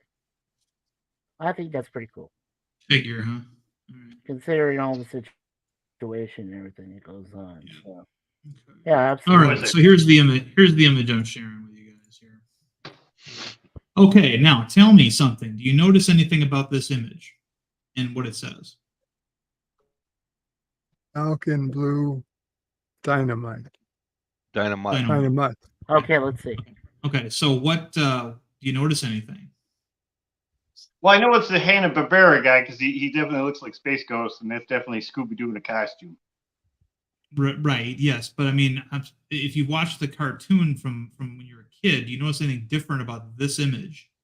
Oh no, I missed out on him. See, that guy's in the last Olympics. Where there's like all these weird characters I didn't know. Yeah, but let me explain something. The character was originally called Blue Falcon, and then in the show was called Blue Falcon and Dynamite. But you'll notice that it says Falcon Blue there. Do you know why that is? They probably lost the rights. That's like why.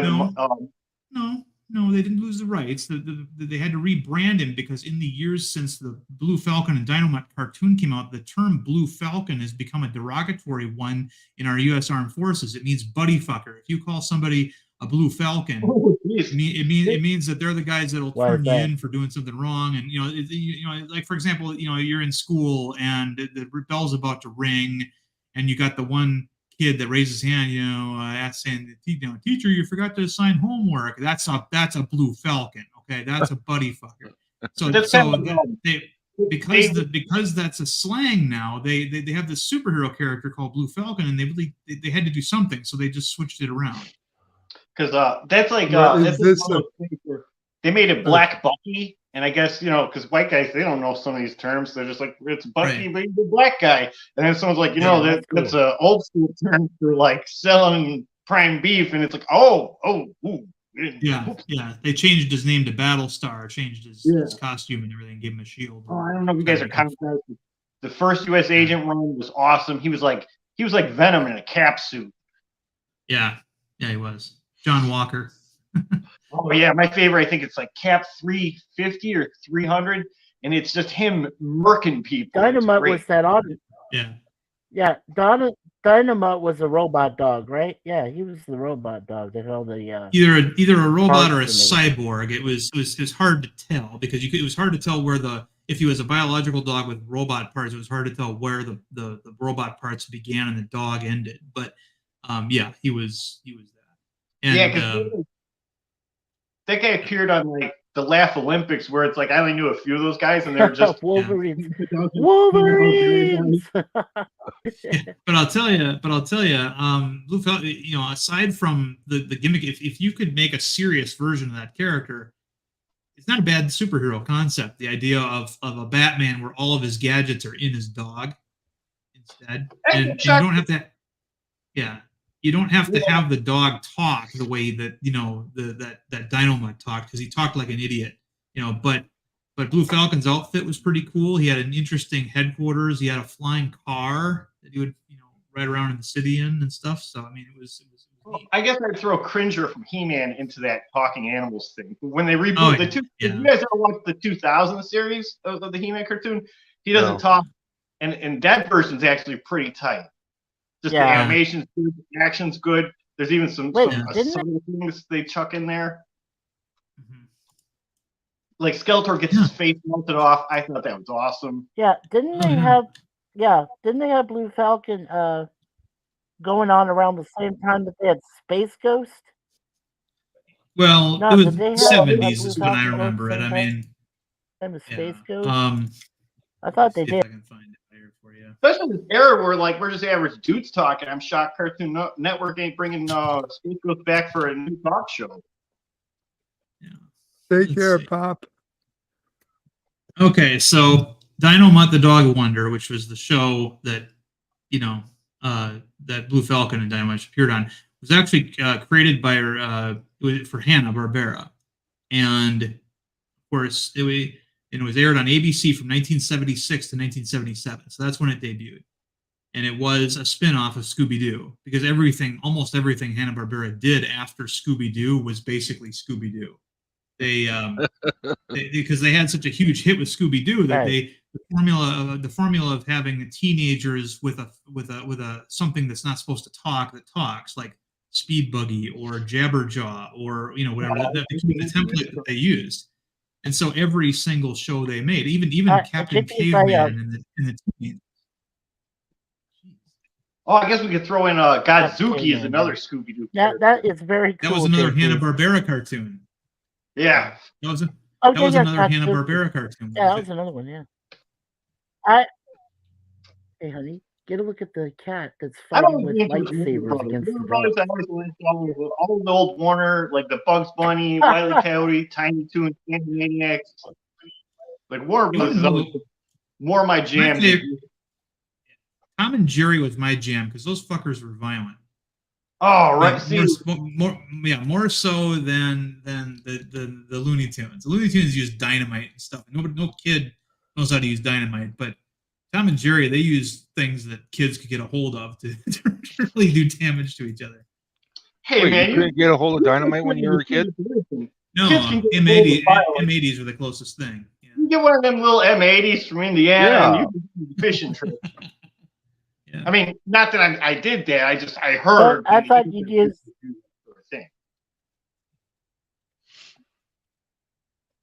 You get your hands on some model rockets. Oh, those are fun. Oh, bottle rockets, yeah, those are fun. I used to like to try to shoot them into bird nests. In the mid, like even in the mid 70s, they tell me.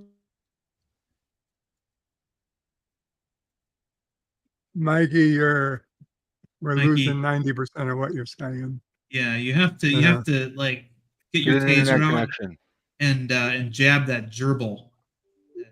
Or just have him look at Rasputin down there. Right. Jam that gerbil and put some sauce on him, get a pipe, and then just push out when he's going in. All right. Well, Bird, I think you can handle it from here. So I'm gonna go take off. Okay. There you go, Darren. I don't really do that with gerbils. It's just another thing I heard people do. Take care, Darren. Darren did mention. Now that is impressive. Spoke in the. Yeah, no, I'm saying with the cat fighting the dogs with lightsabers, I think that's pretty impressive. Yeah. Oh yeah, dude! Technology is amazing. Not only can every human being make their own talk show, but we can actually have lights. Because back in the day, you'd have to have like 2 VCRs, and that wouldn't even be possible.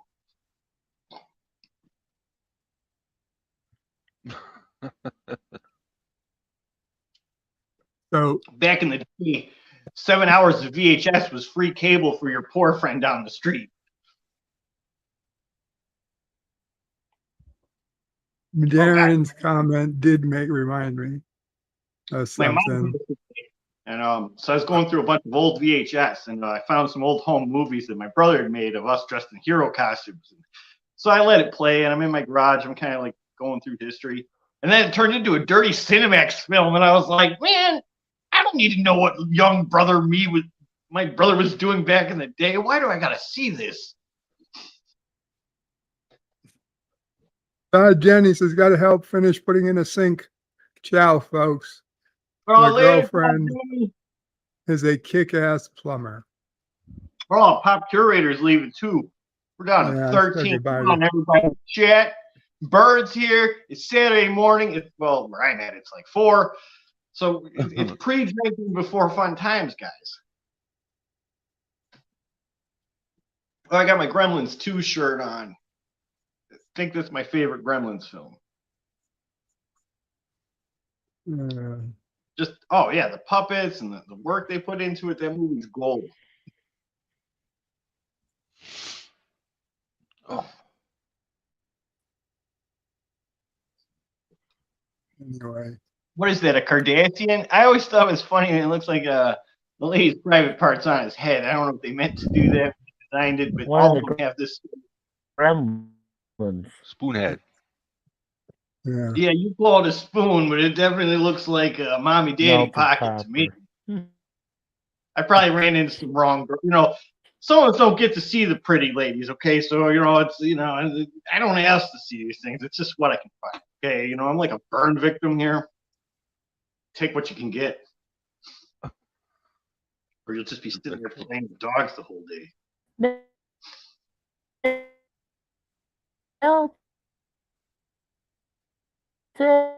Again, Mikey, we're not really getting anything. Man, Mikey was living the sticks. I think I popped up on another chat with him, and he's always cutting out. Unfortunately, Mikey is well known for having satellite connection. The worst connection to StreamYard that we've ever seen. Oh, he just left. You didn't have to leave. I didn't mind it. Sometimes he does. He has to leave and he comes back. Oh, okay. It sounds even worse. And he comes back. Usually Yeah, he I comes think back to it get was a fun game. I was maybe like, great. When Mikey talks, 60 seconds. You get maybe 60 seconds of connection, and then it'll start dropping off again. Yeah, I was trying to figure out what I can do live because I think I was on an Admiral Teague chat now because I got like fake blood and props and stuff, and I was like, man, I should like blow stuff up and cause fire and visually be more entertaining. And he's kind of like, oh, you could try not to do murder joke, blood. Hey, Mikey. You're back. Hey, thank you, Bert. Thank you. Yeah, you sound a bit better now. Yeah, thanks. Try and Thanks. say whatever it Milton, is you want to say. where are you from?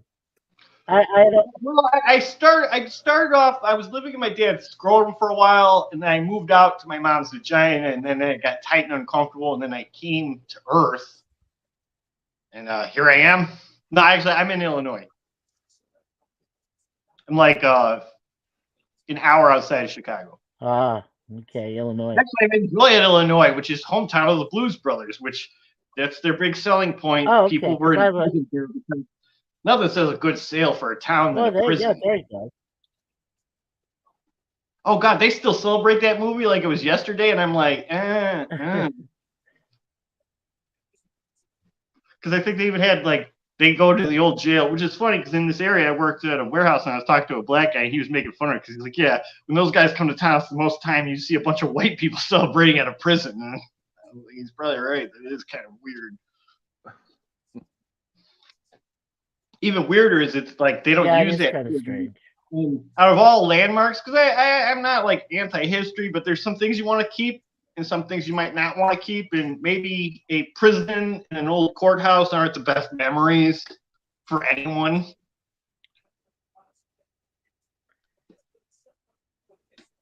Well, when I was born, I was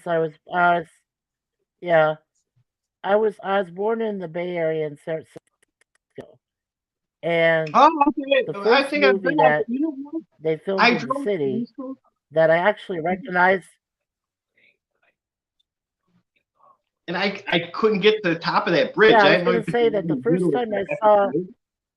Yeah, no, I was going to say the first time I saw where I used to live when I grew up there for a short time was the gas station in the A View to a Kill movie that Roger Moore did, the last one with James Bond. Oh, the gas station they featured in there with the fire truck wasn't that far from where I was born and my brother was born. We were born 2 years apart. Same hospital that was right across the street from a story building we were in, a townhouse. I thought that was pretty cool. That's the first time I ever seen that. I mean, maybe I'm kind of a girly man, so I don't And drive every stick movie shift. since that they've done in San Francisco, I can point out to people where things are. But San Francisco with stick shift. They'll have like a stop sign on like a 90-degree hill. Like you'll be like, how is this supposed to work? And they want you to stop there. And then so you have to stop your car at this super angle and then get it going again. And I'm like, I can see why no one gets cars aren't a thing. They hate you. Well, he's in New York. Well, I think Bird's in New York. Yeah, my worst experience was I went to San Francisco. But if you're in the flatlands and you start driving through the mountains, at first you'll be like, well, Milton, I was going to say that one time when I went there. But you get sick of them goddamn mountains. Like, fuck, you think you're done with them, and then you're on a mountain and you're like, there's more than goddamn mountains. I need to refill my happiness. Yeah.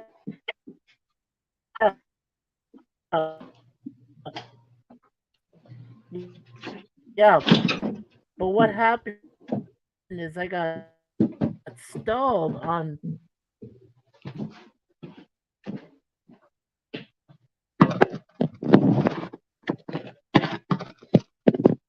What we got here, JPs?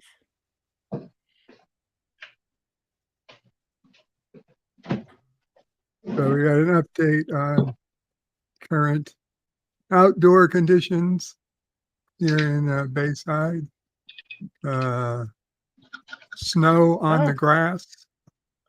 Yeah, Clearly, I see snow. I see snow on not the so ground. much on the concrete, Yeah. but on the grass. Yeah. Definitely, definitely a trace, a dusting, and some more expected over the next 24 hours.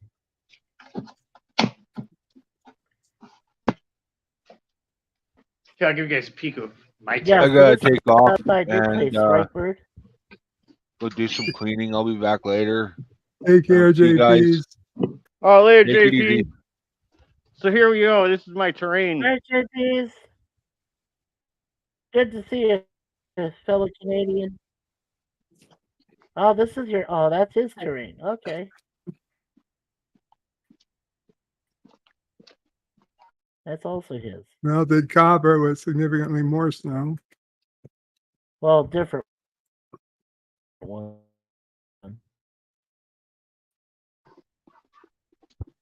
Oh wow, you got snow on there, man. Right. Yeah, I'm working on a koi pond, but because it started to snow, so that's what that might be. Koi pond, huh? Yeah, during the summertime, I'm quite the gardener. Not so good with the plants. I can do that. What are you two doing? It's Ebenezer and Shiva, my dog children.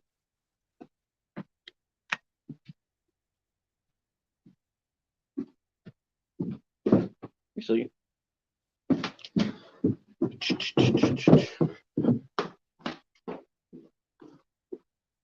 Yeah, let's head back here.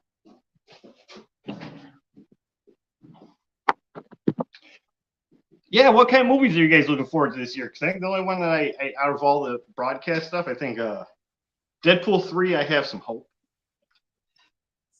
Outside Really that, can't say I'm looking forward to any movies. I'm not sure of any.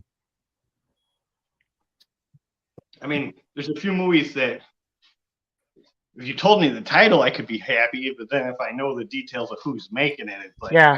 Any movies you're looking forward to, Bird? No, Here- literally Here's, no. Here's Craven's Last Hunt. Yeah, This is a I'm classic looking Spider-Man forward- story. Now, this Yeah. story is a dark story about a psychopath murderer who kills himself. Oh, Somewhere, the movie is about a hero that loves animals, and I'm like, I don't know where you got that from the source material, because this is the only story that would make a good film. See, the thing is with film is a film needs to be a tight narrative and not a see. That's the difference between TV show and a movie.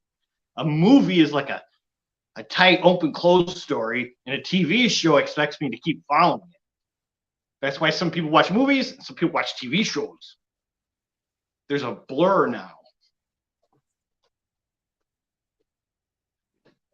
Like even now, I guess there's talk of a new Star Wars movie, but I don't know. It doesn't even matter if they have a female director, because where's the story going? Because it's like they can't just say, "Oh, Ray screwed up and the Empire is back once again," and at the same time, all their shows are prequel shows, which means Grogu, the Mandalorian, Thrawn, and Ashoka. They all just need to die before Snoke. So it's like, if you like Star Wars shows, that's fine, but you should also hit on girls at hospice, since you know that they have to end.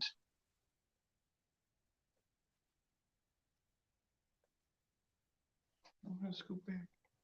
Cue the name of Homer into a bush. Yeah, good point. All right, guys. Melted copper, Mikey. Bird, Anything you guys want to say? Bird, did you say before- what movies you were looking forward to? Yeah, Mikey. I'm not looking forward to any. Oh, It's a bad outlook, Bird. You need to be more yeah, positive. Sure.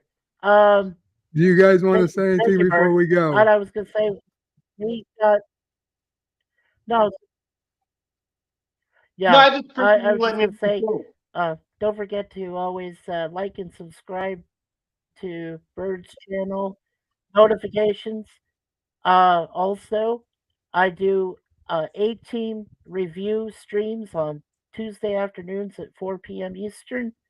And then I'll be restarting my topic time live open panel discussions on Friday, January 12th. And it's going to kind of coincide with when Bird and, or not Bird, I'm sorry, when Gorilla and Resolute German PvP finished their Walton review. And Jay Aldridge and I are going to be doing the open panel as host, usually about 9:30 p.m. on Fridays. So that'll be coming up next Friday. So that's what we got going on, Bird. Okay. Yeah, Melted like Copper, anything? I don't got nothing. That's I pretty still much figure it. out my mind. Yeah. It's thank you for letting me on your show. I'm warming up to this live stream thing. Even the people you referenced, I think I'm on their channels too. So, but yeah, I appreciate the interaction. You're welcome. Oh Take my care. God, yeah. Bird, actually, you're the enabler from like a whole slew of these YouTube channels. But I've yeah, been you have a good around, day, Bird. been around for a while. All right, then I guess I'll beam out. You have a good day, sir. You too. Take care. Anyway, Basco scenario, Kapla. Basco scenario.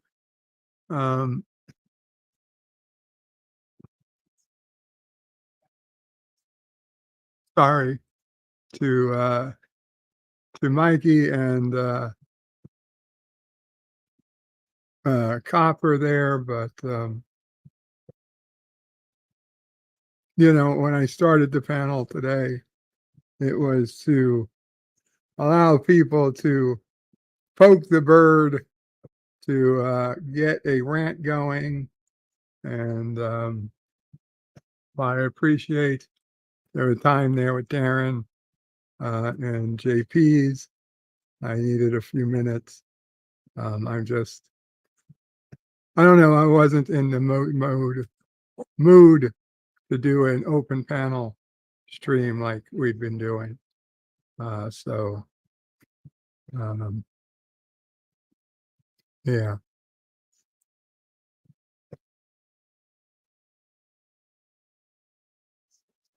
Darren did bring up, and it's reminded me of a story, a short story, a bird story, a bird tale, I guess. So I will tell it. He mentioned about shooting at birds' nests. I never shot at birds' nests. I had, you know, I played with my share of BB guns. I never shot at a live animal with a BB gun. Not because of any moral conundrum. Like if there was an animal that was annoying me or attacking me or just scared me, I would shoot at it. Don't get me wrong. And I have shot at an animal with a gun, but not a BB gun. I shot at a bat with a 22 because it was a fucking bat, and I didn't want a fucking bat hanging out on the back of the house. But I don't know. I don't know if I hit it or not, but the bat flew away. Regardless, the point is about birds. And when I was but a young baby bird au prey 5. I was probably 6, 7, 8 years old, somewhere in that age range, up at the Adirondack house. And it was one of those weekends we were up there with Mom O'Prey and Dad O'Prey and me and Sis O'Prey. It was just us, and not a big weekend where, half the family was there, and aunts and uncles and great aunts and great uncles and who knows who, family friends. No, just the 4 of us. We were up there, and so that the house has a front porch that wraps around, really does the front of the house and the side of the house, and it's got a roof, and the beams are open, and you could see birds' nests. Birds would often make nests in the ceiling of the porch, and my grandmother at the time, Mama O'Prey, uh, she hated the bird's nests. For whatever reason, she did not like the bird's nest. Now, Papa O'Prey, who was my grandfather and the person who purchased the property and the patriarch of the family, the person mostly in charge, I guess, uh, he loved birds. He loved the thought of birds building nests, and he would be interested. He would not push the birds out, except for the fact that his wife, for whatever reason, was very much against them, and she would take a broom, and she would push the bird's nest out, and just like literally to get rid of them. And I had seen her do this, and I was just like, oh, well, on days when we were up there and she was not, I was like, well, I would take a broom and I would try and reach and push out a bird's nest. But more often than not, I was simply not successful at being able to do so, because I wasn't short, but I wasn't nearly as tall as I'd eventually be, and I wasn't particularly good at hand-eye coordination things. Until one particular day, I was. And without any thought whatsoever of what might have been in the nest, I pushed a bird's nest out, and it fell, I don't know, 8 feet to the ground, and in the nest was a little Tweety bird, a little yellow baby bird that probably was only a few days old.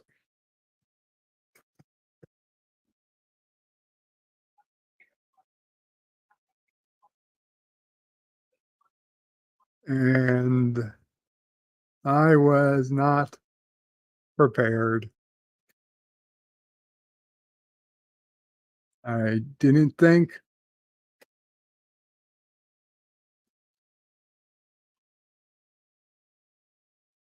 and unfortunately, that little Tweety bird did not survive the fall to the ground. And when I told Mom O'Prey or Dad O'Prey, whoever I told first, I really don't know which. I believe both of them had heard about it and came out to see what had happened. Uh, they didn't yell at me a lot, but it was that look of disappointment that hit me the hardest. Thinking back, I'm disappointed in myself too. But I was thinking I was doing the right thing. I mean, as a 5, 6, 7-year old, I thought I was doing what my grandmother wanted. It never occurred to me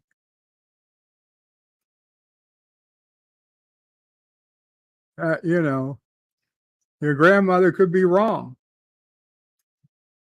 Never occurred to me that adults could be wrong.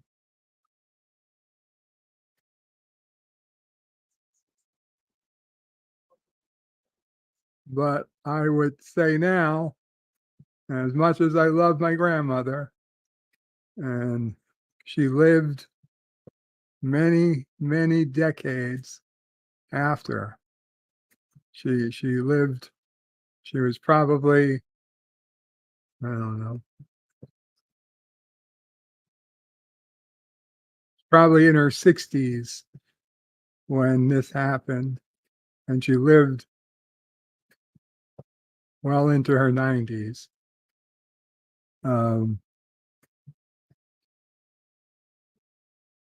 I'd have to say she was wrong. She was wrong. But she was a different time. Yeah, she grew up in a different time, a different age. And yeah, for the time she grew up, nobody gives a shit. Nobody would have given a shit about a little Tweety bird. But what surprises you, Mama friend? They had a minor bird for like 20 years in Oh, the house. they had a minor bird in the house for 20 years. In a big cage. When I In a cage. Oh, when you first met Daddy. So maybe she hated birds. No, she had it pet. Maybe she didn't like it. 20 years is a long time. I don't know. For whatever reason, she did not like the bird's nests around the house. I was just doing what I thought was best, what she would have wanted me to do. And I feel so bad about that little bird that died. And I had the broom, the broom I used to take it down. Poor, poor, poor little bird.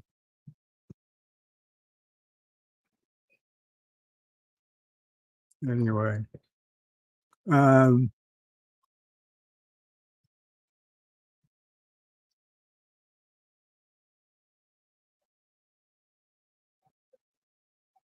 Let's see.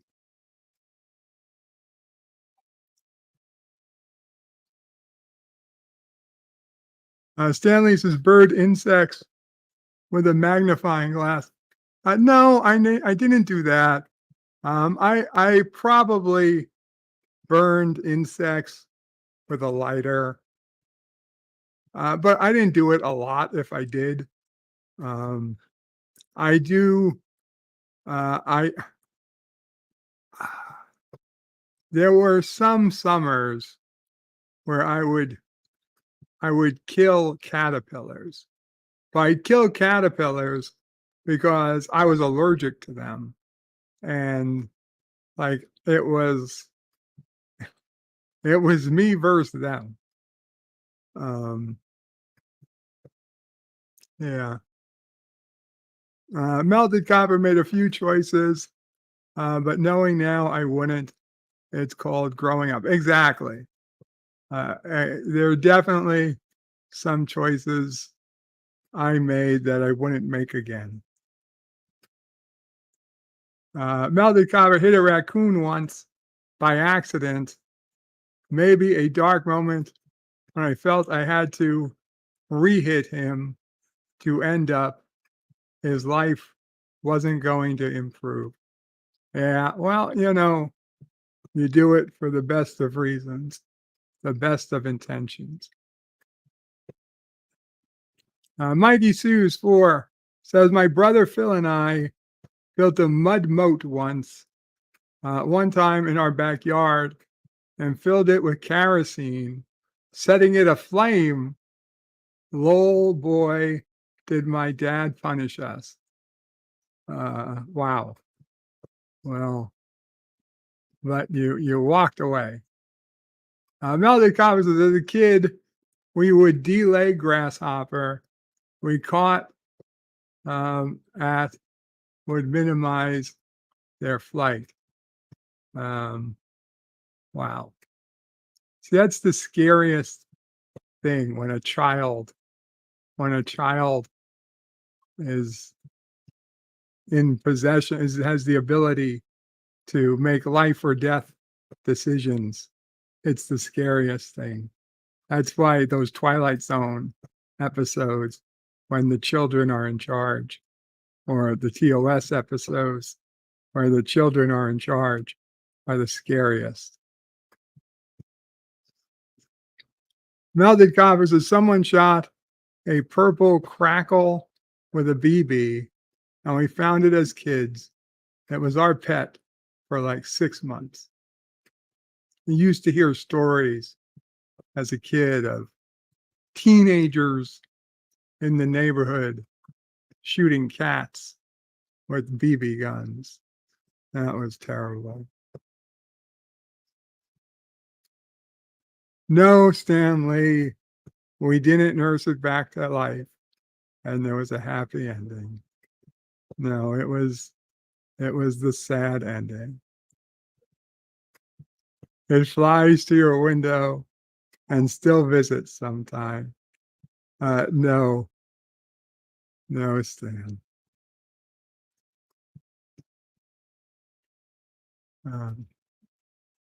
Not much of a bird. It was a little baby Tweety bird. Melted Copper says, worse is hearing vegans that can't grasp unfertilized eggs. You aren't eating an animal that would have been food with no life killed. Vegan. Mighty Sue says, my mom takes care of birds at their place back in Arizona and usually sends a red cardinal to keep track of me and Suzanne here in Toronto, Canada.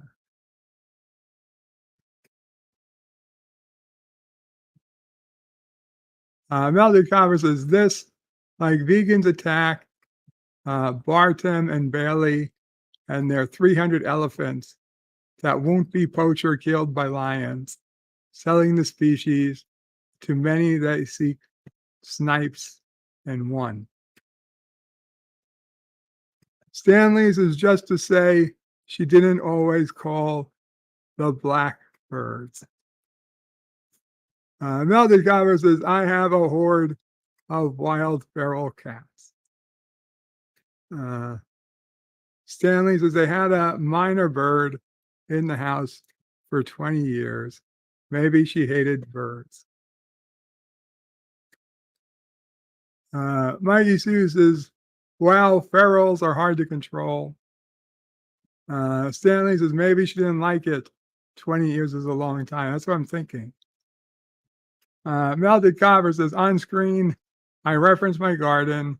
At its height, I bring in golden finches. At Cardinals, crimson, beefy birds. Stanley says, and that's when he became a bird o' prey in memory of the poor little Tweety bird. Melted Copper says, winter, when most birds leave, hawks are pretty stolid, looking as last as the humans. Better get species. I'm sorry. Melted Copper says, winter, when most birds leave, hawks are pretty solid, looking as last as the humans, as better species get out of town. And Melted Copper says 73 days till spring. Mikey Sue says only 73. Winter isn't my jam, but looking at Florida, I appreciate the palate cleanse, says Melted Copper. Mikey Sue says, bird, what was your favorite pet you owned?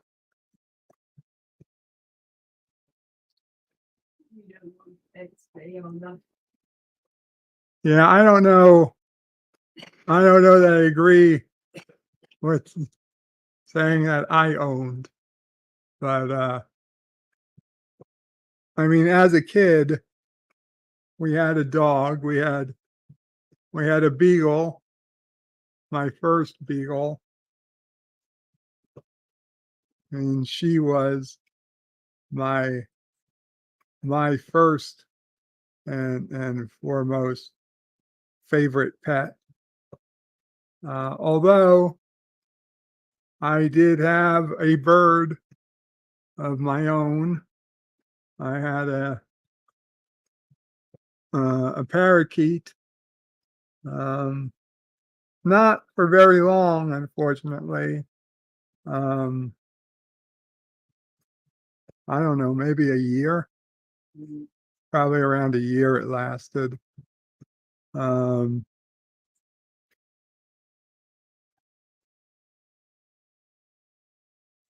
had fish. I had a lot of fish. Every couple of years, I'd get a new tank. The fish never lasted all that long either, unfortunately. I also had rabbits. My Papa O'Prey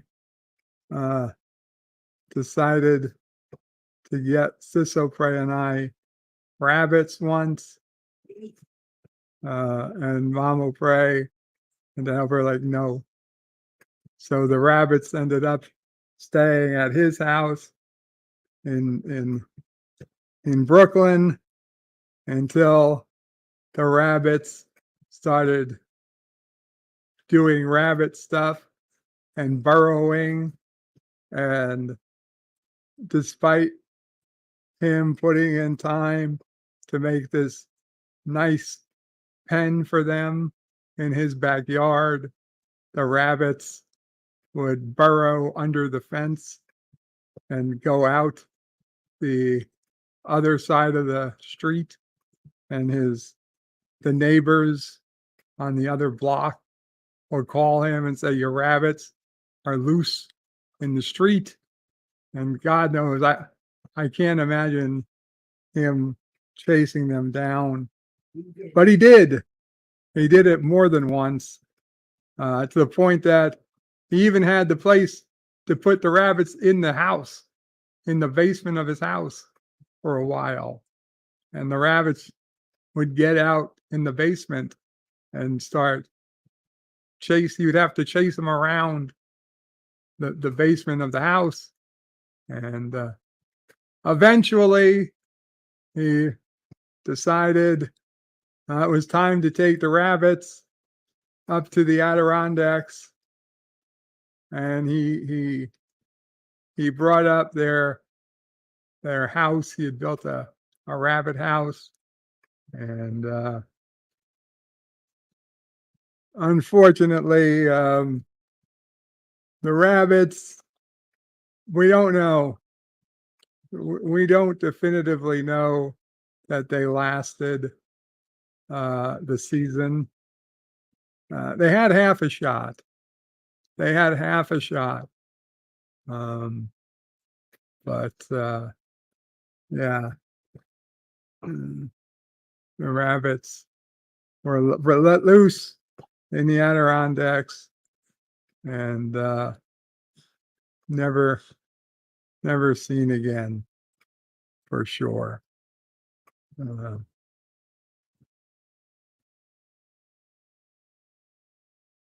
Melody Connors says, when I was a kid, we caught maybe pet rabbits, and they ended up being some guy rabbits. And making love like a rabbit is a thing. They kept shagging each other to levels almost appear. Oh, gay. No, you didn't have gay rabbits. That's just the way rabbits do things. Yeah. Melted Copper says, a Dashed Hound, aka Wiener Dog, was owned by my great aunt, and he was the worst little dog ever. Mikey Sue says, our family has owned a few dogs, but for V, my favorite was a Dasher Hound named Queenie, who lasted 15 years. Wow. Good for you, Mikey. Good for you. Our first beagle, I believe, was also around 14 or 15 years old when she finally passed, which for a beagle is quite old.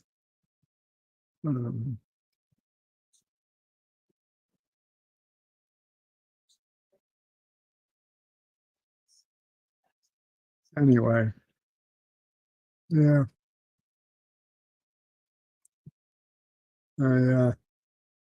I forgot about the rabbits.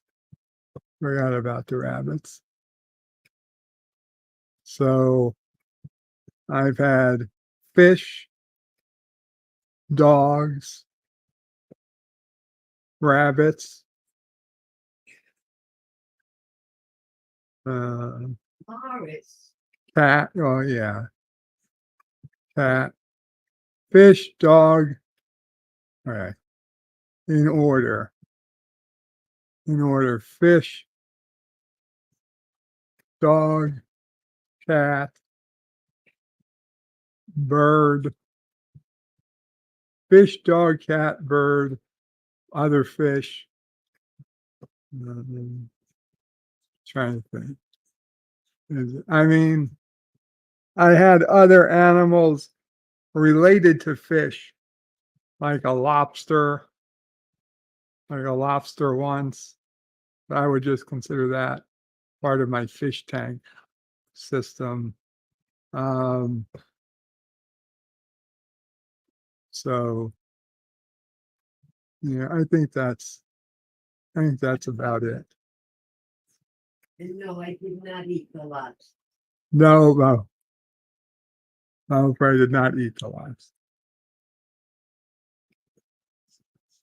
Mighty Sue's, did your beagle pass from cancer? No, I don't believe so.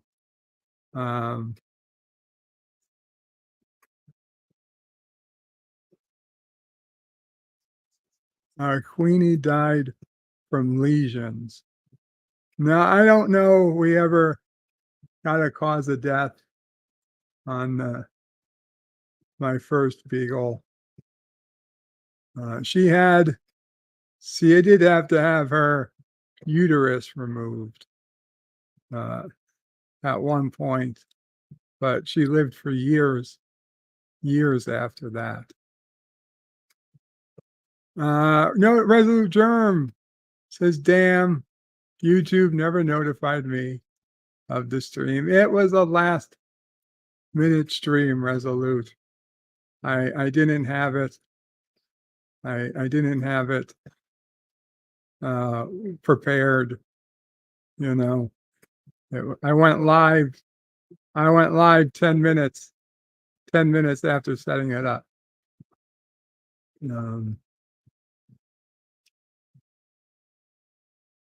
Melted Copper says, I am shocked fish are still pets after HD TVs were invented and Finding Nemo menu screen.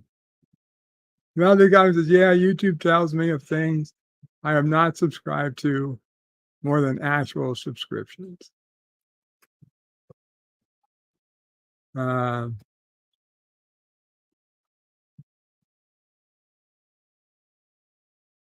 Melted Copper says, my first dog, Ebony, lived like 23 years. And I actually buried that dog on top of my parents' grave.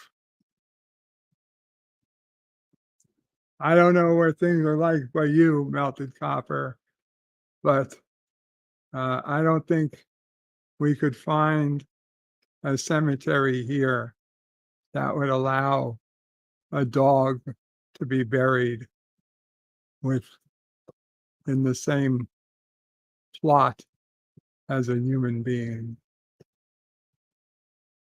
They didn't tell anybody. You just did. Ronald Price says, well, if you don't tell anybody and just do it. I don't think it works like that, but yeah.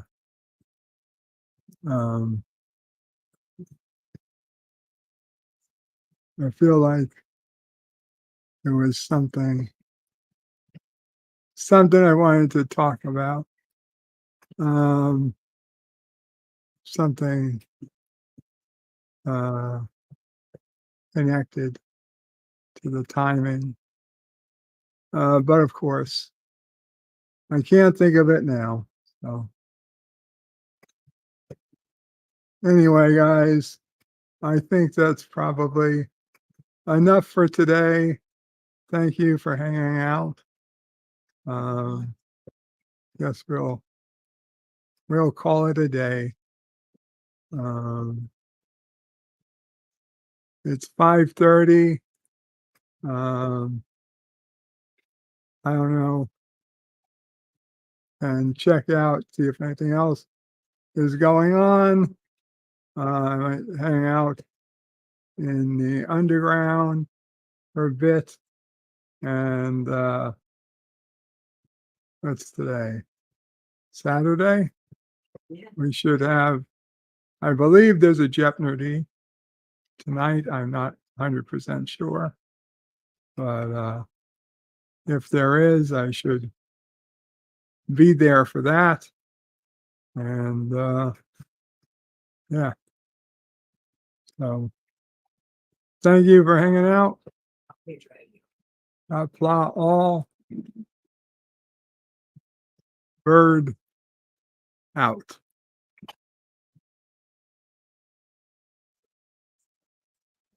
You all right?